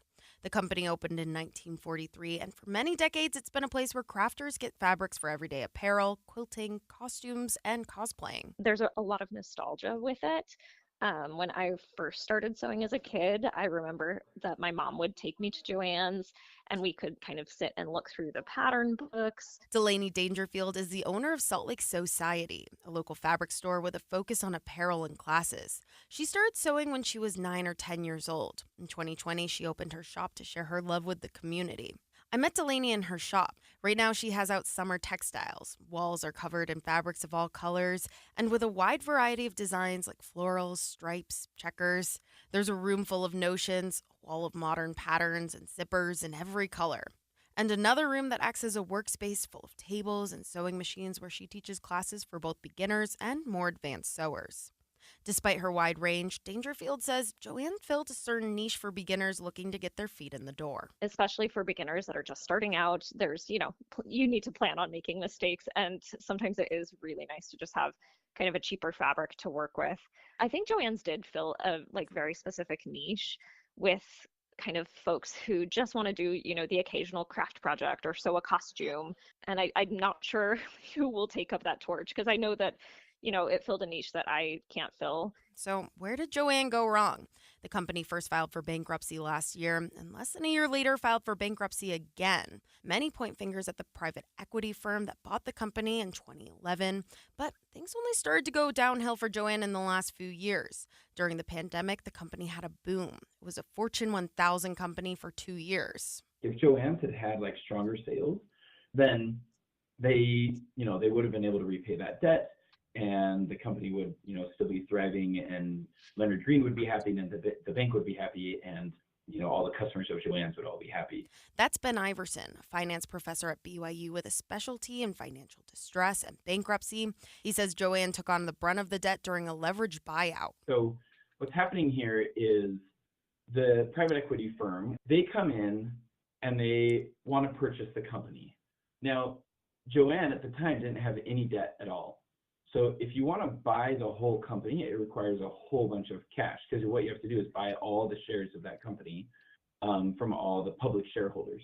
But private equity firms like Leonard Green that bought Joanne don't have to commit all that cash. Iverson says they can put some of their own funds, get loans. And the debt is put on the company that's being acquired. So Joann's owns that debt, not Leonard Green. But Joanne wasn't able to pay back that debt, hence filing for bankruptcy twice. So the first time they go bankrupt, they go in, and what they're trying to do is they'll usually convert some of that debt to equity. And so the old equity holders lose all of their investment, they get wiped out, and the debt holders become the new equity holders in the firm. And typically, they go through that, they get on it in a healthier space, and then they kind of go on their way. When a firm goes bankrupt multiple times, what's happening is that first restructuring either didn't do enough, or it's really not that healthy of a business, from an economic standpoint. There's almost no, it's not like you can reduce the debt and then suddenly the firm is fine. It's the business model of the firm isn't working. Iverson says at that point, they'll try to restructure again or start to wind the company down. When asked if he thinks where the customers will go without the option of Joanne. It's funny, I was actually talking to my wife this morning about this, and her initial reaction was well, I think Hobby Lobby is just going to take over. She likes Hobby Lobby better than Joann's, and I think it'll be really kind of piecemeal. Some people really want that type of experience they got at Joann's, where it's a lot of customer service and I can feel the fabric. And that'll probably turn to, I guess, maybe the Hobby Lobbies of the world, but also for sure local mom and pop stores. Delaney Dangerfield, the owner of Salt Lake Society, says she's already seen an increase in people seeking out alternatives. It's definitely a little bit bittersweet from the business side of things, because obviously there have been some customers that have now come to my store, just to check it out. So there's been a little bit of an increase in foot traffic. And there's a chance that some of the other big box stores like Hobby Lobby might step up to the challenge. There is the Joann's in Tooele folded, but Hobby Lobby stepped in and they're building a store down there. Renee Bloomquist has been the president of the Utah Quilt Guild for 3 years and helps people get into crafting. She says, a craft? They probably taught it. She says she's seen gaps in the quality from Joanne for a long time and that there isn't a strong sense of communities that larger box stores garner. She hopes something good will come out of the closure. I think there's still a lot of people that have this passion that isn't being filled, and I hope that we get a good chain or something that comes in and can kind of improve on that. And for people intimidated by going into a store that could cater towards more experienced crafters, I work really hard to kind of cultivate a very welcoming culture. And I think a lot of people that come in get that feeling. My shop is definitely a smaller one. It's more intimate. A lot of my customers, I can, welcome them by name, ask them how their project's going. And I think that can take a little getting used to when you're so used to just a faceless corporation. But I also think it's such a lovely shopping experience because like you're walking into a shop where you know that I sew, for example, and so any question you have, like I'm totally excited to share with you my expertise and try and save you from making the mistakes that I've made because I want it to be a good experience. for those few Joann locations still open, they're offering anywhere from 70 to 90% off their items. But once they're closed, it'll be on the crafters and creators of the world to make sure to keep the skill alive. Teach people the art. That's how it's going to grow. It's going to grow by, other people helping each other and teaching one another and supporting each other when there is an opportunity to support stuff like that. Jessica Lowell, KSL News Radio. Just hope another local shop pops up in my area. It's 2:30 midday at KSL News Radio. Hello, I'm Maria Shilaos. Some of the stories we are watching this hour. The man who was charged with killing 2 Israeli embassy workers could face the death penalty. A new test to diagnose Alzheimer's. And KSL traffic, emergency traffic, Ricky. And we are at emergency traffic in Utah County due to a crash on southbound I-15 just after Pioneer Crossing, causing heavy delays through Lehigh. Maria? Thanks, Ricky. KSL's top local stories in 1 minute, but first, the latest from ABC. ABC News, I'm Chuck Sievertson. After the Trump administration ordered Harvard University not to admit any foreign students, the school got a federal judge to temporarily block the order. Former Harvard president and former Treasury Secretary Larry Summers tells ABC News that alienating the world's most talented young people would be a strategic gift to China. And for what? To try to stifle the progress of scientific research? The university is suing over the Trump order. Wall Street's major indexes closed sharply lower after President Trump threatened a 50% tax on all imports from the European Union and a 25% tariff on smartphones unless they're made in America. Dropping by about half a buck in the past week, the price retailers pay for eggs to $2.92 per dozen, says the Agriculture Department, citing reduced demand. Ukraine and Russia exchanged hundreds of prisoners even as the bombs dropped today. This is ABC News. KSL's top local story. A historic building in Salt Lake's Granary District was demolished this week. Built in 1894, the Utah Pickle Company building was purchased by Blazer Ventures as part of a plan to convert the area into mixed-income housing and shopping. The original agreement was to preserve the facade, but residents were shocked to see the whole building go down on Wednesday. The Granary District shared the news in a post on Instagram. In the post, most comments show confusion with residents saying they thought the building would be preserved. Councilmember Eva Lopez Chavez says the building had to go because of an analysis showing the foundation was too weak to be saved. She went on to say it would be rebuilt. Brianna Willis, KSL News Radio. Ogden's Historic Recreation Center is back open. The Marshall White Center was rebuilt after some major structure issues. It was originally opened in 1968 and named after a black Ogden police officer killed in the line of duty. The center serves as a community hub for the city's traditionally underserved and more diverse neighborhoods. Our other local stories we are following, more than 92,000 people will make their way to Zion National Park this weekend. That's more than the 150 national park sites experience in a year. Public affairs specialist Matthew Fink says conditions are looking good right now, but that doesn't mean that something uncontrollable like a rock slide couldn't happen. Cliff edges with, rock walls overhanging. But if you are in areas like that, just being aware of any cracking noises. And if you do hear cracking noises, definitely get away from that cliff edge as fast as possible. You don't hear any cracking noises. Fink says they want visitors to be as prepared as possible with enough water, proper gear, and emergency kits. As an additional measure, rangers will be walking along the trails to help prevent search and rescue situations. If you're still looking for something to do this holiday weekend, you have options. The Salt Lake City Bees are hosting games at their new stadium all weekend, with late games today and tomorrow and an afternoon game on Sunday. There are also multiple rodeos, including one in Mona and another in Manti. Other services and ceremonies on Memorial Day will be at the State Capitol, Provo City Cemetery, Orem City Cemetery, George E. Walland Ogden Veterans Home, and the Fort Douglas Military Cemetery. Alexandria Bonilla, KSL News Radio. President Trump's talk of tariffs really doing a number on the markets today. The Dow down by 256 at the close. It sits at 41,603. S&P 500 down by 39. The NASDAQ is down by 188 points. We do have emergency traffic. It's brought to you by Mountain America's Homegrown Home Loans. Ricky Meese, what's happening? It's a crash in Utah County, southbound I-15, about halfway between Pioneer Crossing and 5th East American Fork. It's been blocking a left lane, causing stop-and-go delays back to SR 92 Temp Highway. That's in addition to the slow spots southbound I-15, Murray and Midvale, and in Draper, and again at the bottom end of Utah County from Spanish Fork down to Santaquin. Advanced Window Products, $2,500 off 10 windows or more. AdvancedWindows.com. Affordable windows guaranteed. Ricky Meese in the KSL Traffic Center. Headed up to 80 degrees today, tomorrow, and Sunday a little bit cooler, 78 and 79, and a 30% chance of showers on Saturday, 40% chance on Sunday. Partly cloudy, 75 degrees at the KSL Common Spirit Health Studios.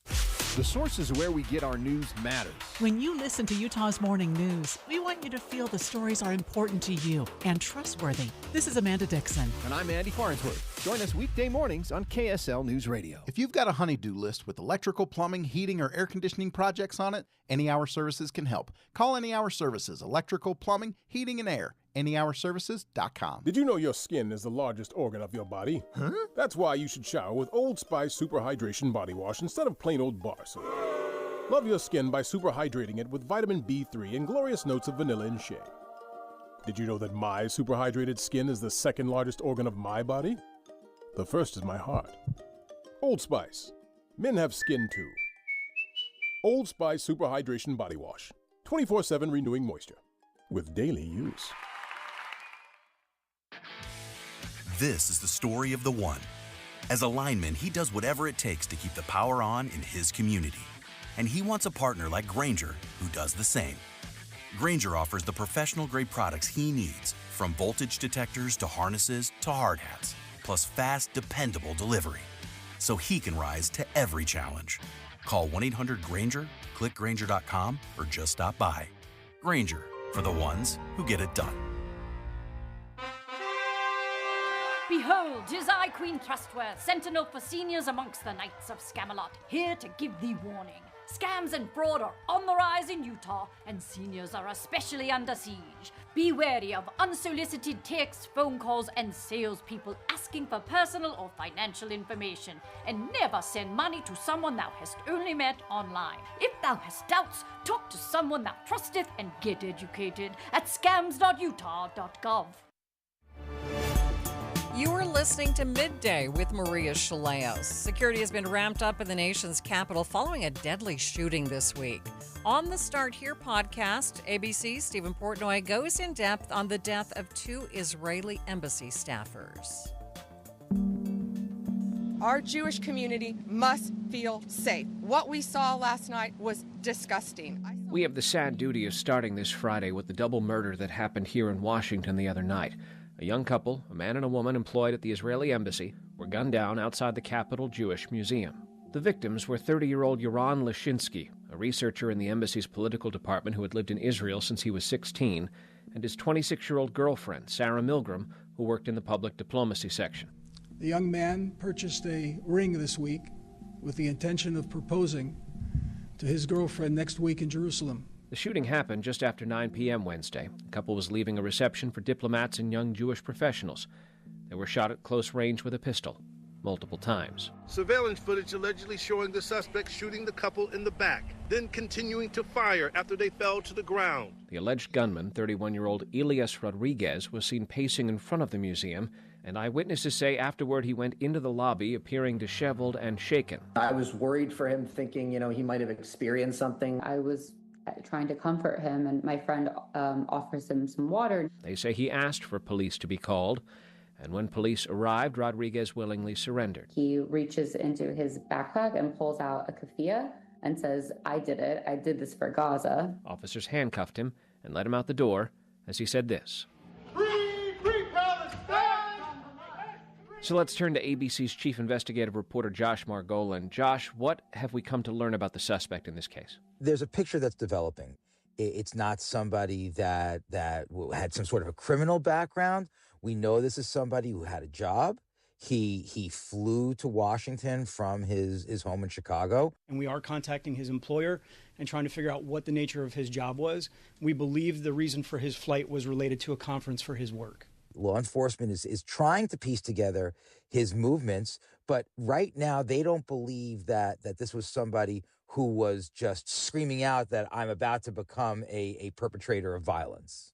Now, the charging documents say Rodriguez told police, quote, "I did it for Palestine. I did it for Gaza." And of course, they're also looking at his writings. Well, yes. So there are a number of writings online. Obviously, we've heard the tape now of the words being uttered allegedly by the suspect as he was in the museum being taken away. Free Palestine! The words "Free Palestine," we've all heard them over and over again in the last 2 years. That's an anti-Israel statement. It was chanted repeatedly last year during the protests on college campuses. The writings, from what analysts have found, there's not anti-Semitic sentiment, but there is anti-Israel sentiment. There's sentiment opposing the American government's support of Israel, the American media's support of Israel. Very clearly, law enforcement believes the picture that's developing that will be finely tuned over the next few days is somebody who, for whatever reason, took his grievances and his anger over the situation in the Middle East, and that then became a motivator for him to act out violently. We're actively investigating to determine both the authorship and the attribution of these writings, if they belong to this subject or not. The question they want to answer, though, is obviously the key question. People are entitled to all sorts of views, political views, personal views. People are entitled to hate people. They're just not entitled to kill people. So what motivated somebody who seemed to have political views, as he's allowed, what led him to pull the trigger? So right now, Elias Rodriguez is charged with first-degree murder under D.C. law, a few federal counts, including murdering foreign officials. Should we make anything of the fact that for now he's not charged with a bias or a hate crime or anything specifically related to terrorism? No, absolutely not. In fact, we now have that the acting U.S. attorney for D.C., Janine Pirro, she has said they're looking at hate crimes and terrorism charges as possible additions. Anti-Semitism will not be tolerated, especially in the nation's capital. Now, we're going to continue to investigate this as a hate crime and a crime of terrorism. The charges of terrorism and hate crimes are harder to prove in the system. They carry, special types of extended sentences if convicted, but they also require a lot more investigation. For instance, when you're talking about a hate crime, you're talking about what motivated somebody, which means what is somebody thinking. We will bring additional charges whenever those charges are warranted and provable. Charges of murder in the first, and then the murder of foreign officials, those are top-level counts. Well, I also want to ask you about the area where this happened, because it's literally right across the street from the FBI's Washington field office. So a lot of people were wondering if this is a security failure. What do you think, Josh? The answer is that it's a security failure. There's going to need to be an investigation how that happened. We now know that police were not on site. And I have to say, the Attorney General said Thursday morning that nobody could have anticipated this happening. Well, I don't think anyone would have expected what happened last night. I talk to law enforcement all the time. In this day and age, with this threat environment, with all of the hate speech that's out there and the threats and the ugliness in society, I mean, come on. And that will be investigated. Midday with Maria Shilaos continues in just 60 seconds. Pantheon Clinical Research is conducting a chronic migraine clinical trial. Located just minutes from Salt Lake City with plenty of free parking, this study is open to children ages 12 to 17 who suffer from chronic migraines. To pre-qualify, your child must have 8 or more migraine attacks each month and at least 15 headache days. They should also currently be taking or have taken oral medication for migraine relief.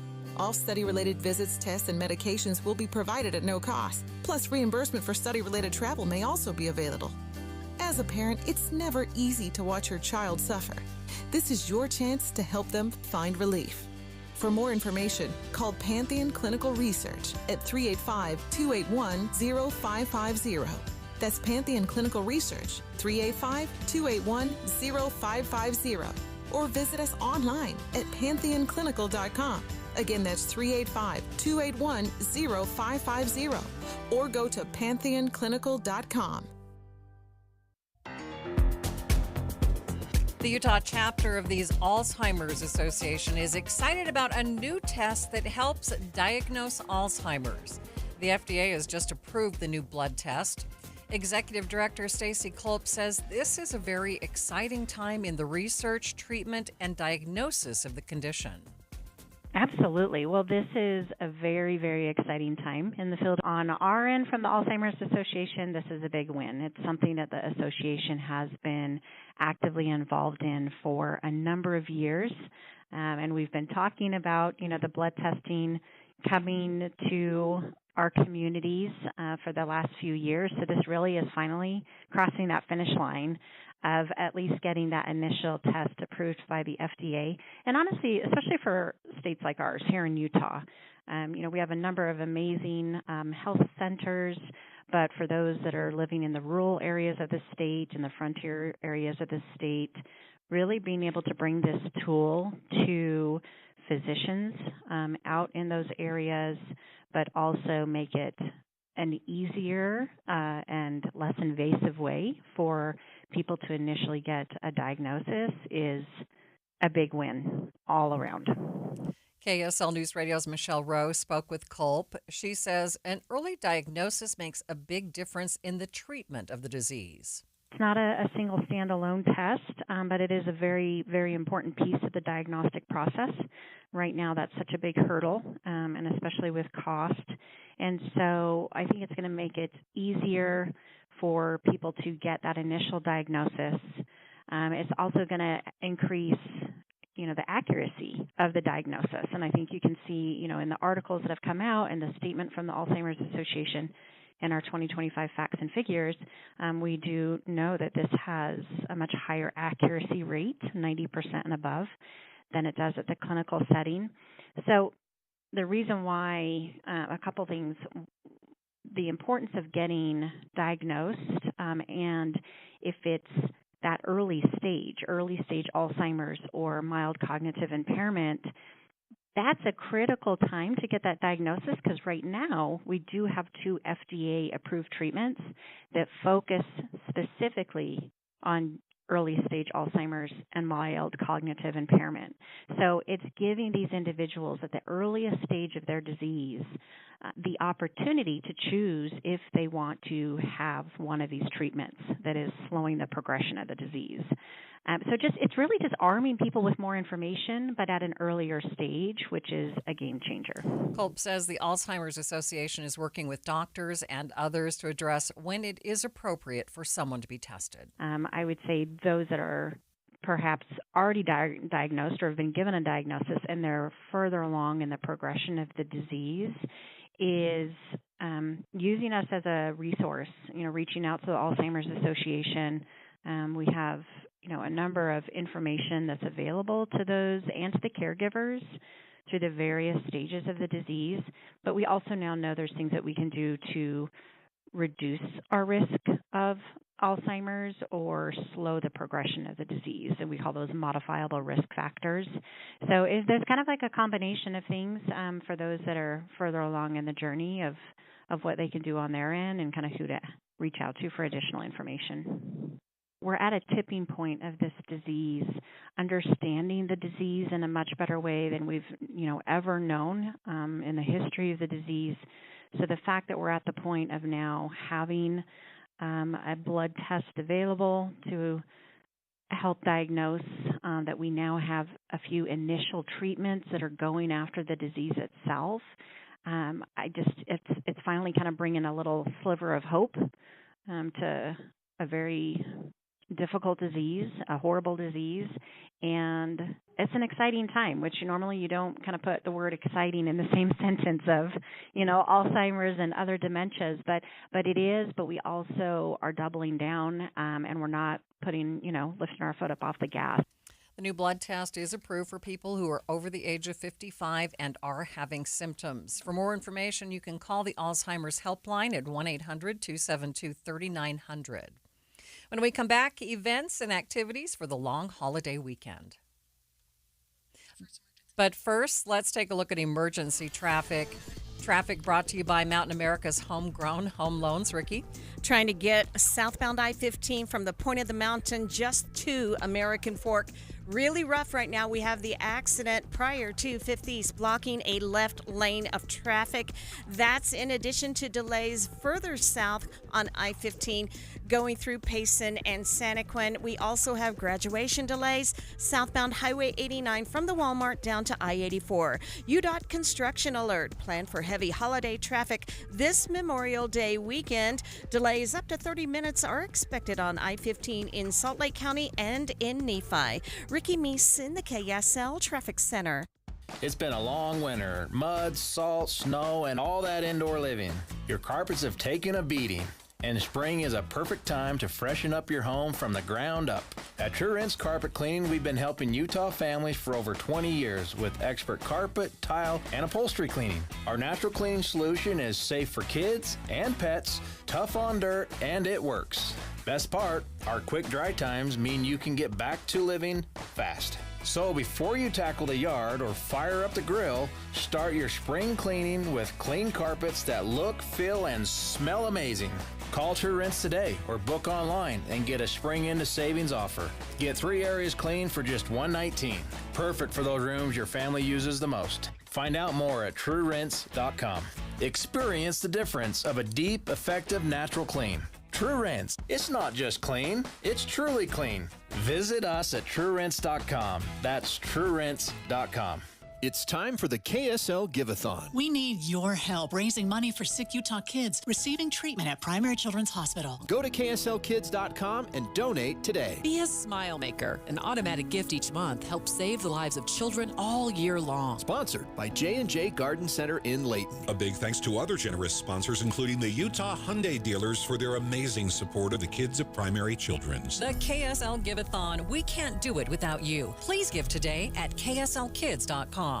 Texting enrolls you into recurring automated text messages. Consent not required to purchase. Message and data rates may apply. Hey, Dan, how you doing? Haven't seen you around the gym for a while. Yeah, I've really fallen off. Since I turned 40, I just don't get the results I used to get. Could be lower testosterone. Lower T? Yeah, I went through it a while back. Once you hit 40, your body has less free testosterone. I got Nugenix Total T, and it's made a huge difference for me. I've seen that ad on TV. Is it for real? Oh, yeah. The key ingredient is something called Tesnor, which helps boost free and total testosterone levels to help you trim up and stay lean. And it's made a difference for you? Man, I feel like I'm in my 20s again, at work, in the gym, and in the bedroom. Are they still giving out complimentary bottles for people to try it for themselves? Yeah, you just need to send them a text. Text ALL to 321-321 right now for your complimentary bottle of Nugenix Total T, the #1 selling testosterone booster at GNC. Plus, text now and we'll include a bottle of Nugenix Thermo, our most powerful fat incinerator ever, to help you get back into shape fast, absolutely free. Text ALL to 321-321. That's ALL to 321-321.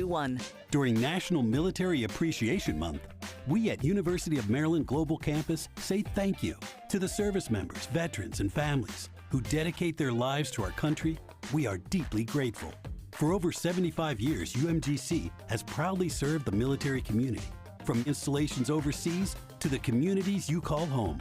Wherever you serve, we stand with you. Learn more at umgc.edu/thanks. Certified to operate in Virginia by Chef. Welcome to AutoZone. What are you working on today? My car is making this noise. Sometimes it's like doot doot, and sometimes it's like grrr. Do you have a dash light on? Oh yeah. Then we don't have to listen for clues. With the free Fix Finder service, we can read a check engine, ABS, or maintenance light to find the likely fix and even recommend a local shop if you need one. So you don't need to hear the grrr. Not with Fix Finder. Everything you need, nothing you don't. Get in the zone, AutoZone. Restrictions apply. This is Midday with Maria Shilaos. It's Friday, time to talk about fun things to do this weekend and cool stuff in Utah. John Smith with The Arrow joins me each week to chat, and thanks for taking time to talk with me. Absolutely. Cool stuff in Utah. We just dropped our 70th episode, which we talked about last week, which was the Warm Springs building. I didn't realize it was your 70th, though. Yeah, we've been doing this for a couple of, 4 years now. That's incredible. Can you believe that? Yeah. But you want to talk about what's going on this weekend. We already talked about that. I do. And I do want to talk about the Soldier Hollow Sheepdog Festival because I have been a number of times, and what a cool event. The look I get when I tell people how excited I am about the Sheepdog Festival every year, because I'm like people, like when they meet me for the first time, they kind of go, well, wait, you're not exactly what I pictured. Because like I've got a mohawk and I'm kind of a wacky guy. And what are you doing out there with the sheep, like right? I figured you'd be at a punk rock show or Right. rocking out. And what are you doing at a Sheepdog Classic?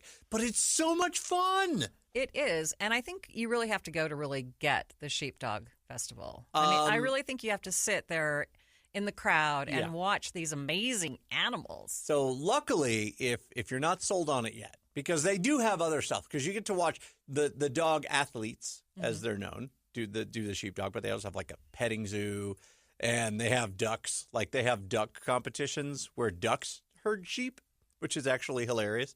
But they also have like festival games and vendor booths and food trucks and stuff like that.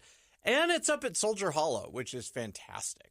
People say, "Oh, this is just for the kids," but I'm gonna argue that point. It's really not just for the kids. In fact, I think adults have a longer concentration span to watch those dogs actually herd the sheep down the mountainside. Yeah, I it's had a so blast. intriguing to watch them do that job. So if you're not sold on it, last year we went and we filmed a video, which we just put out. It's on YouTube. If you just look for cool stuff in Utah, sheepdog, it'll pull right up. But we went and they took us like all over Heber to train sheepdogs. Let me play with the dogs, which was the best day ever. Wow. And I even get attacked by a chicken. What? Now, wait a minute. We're talking about sheepdogs and sheep. Well, and 'cause they where have a does the petting chicken zoo. playing? Oh, okay. And so, one, I accidentally let a pig out of the petting zoo. And they have a rule at the petting zoo. They're like, if you let it out, you got to go get it back. So there's video of me chasing a pig all over Soldier Hollow, trying to get it back in the pen. And then I pick up a chicken, and it was not happy. So if you want to see me get attacked by a chicken, this is your video. This is where you want to be. Did you accidentally, on purpose, let that pig out just to see if you could catch the pig? Maybe. I would never. It looked great on video. Oh, I'm sure that it did. So, and that's just, I mean, there's a few things going on this weekend. Obviously, it's Memorial Day weekend, so people are going to be out paying their respects and doing their whatnots. But there's a couple of like art fests going on. If you're down in Moab, there's the Moab Arts Festival that's going on this weekend. And then there's the Art on Main Street in Brigham City. If you're up in Brigham City, going up to Willard or whatever up north from where we're at. That's going on. And then the Scandinavian Festival is going on in Ephraim. I love sharing that culture. I just love seeing everyone's culture. What are you doing this weekend? I will be sitting on my couch watching Back to the Future with my kid. It's our summer tradition. She just got out of the 5th grade, so she is celebrating her summer. And so I'm actually going to be sitting at home watching TV. On tonight, though, I'll be out at the Mill Creek Commons Skate Loop. Where they do roller skating. Mm-hmm. So I'll actually be DJing tonight. So if you see me out there, come say hi. Hey, and if you've never been to that Mill Creek Commons, it's pretty cool. I was out there last Sunday for their swap meet. There you go. And that was pretty fun, and I had not ever been in that building, and it's a happening place. It's a lot of fun. So I'll be DJing there tonight. So come on up and say hi. All right, John. Have a great weekend. Some other things you can enjoy with the family this weekend. Salt Lake Bees are hosting games at their new stadium all weekend with late games today and tomorrow and an afternoon game on Sunday. And then there are multiple rodeos, including one in Mona and one in Manti. There will also be a number of services and ceremonies on Memorial Day.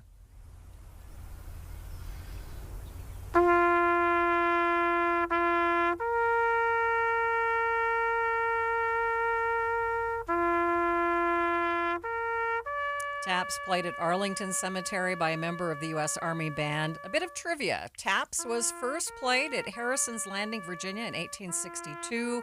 In 1891, it became a standard component of U.S. military funerals. Ceremonies remembering the nation's fallen soldiers will be held at the state capitol, Provo City Cemetery, Orem City Cemetery, the George E. Wallen Ogden Veterans Home, and the Fort Douglas Military Cemetery.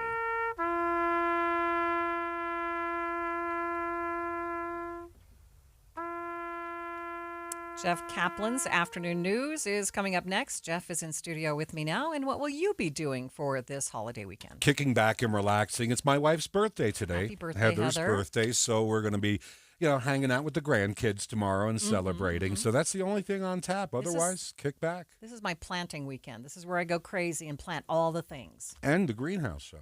Of course. Tomorrow morning. Join me tomorrow morning from 8 to 11. Have a great weekend. Jeff Kaplan's Afternoon News is next.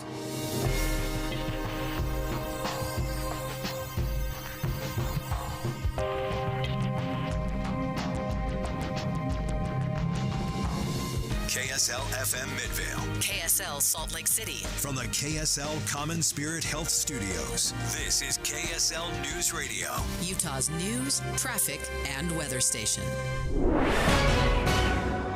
Good afternoon, 3 o'clock at KSL News Radio. I'm Jeff Kaplan. We're at 76 in Salt Lake City.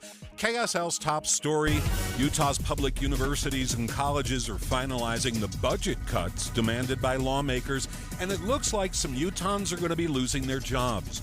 We have team coverage looking at some of the changes. Let's begin with KSL News Radio's Verl Johansson. Salt Lake Community College's proposal includes eliminating 50 positions, 15 of which are already vacant. The college also found an extra $580,000 they could cut. Utah Valley University officials say they were able to avoid some layoffs thanks to a hiring freeze in the fall. And Utah State says its plans to restructure colleges and make administrative cuts will affect 120 employees. The State Board of Higher Ed will review all of these university proposals next month. USU has submitted its proposal to reinvest just over $12.6 million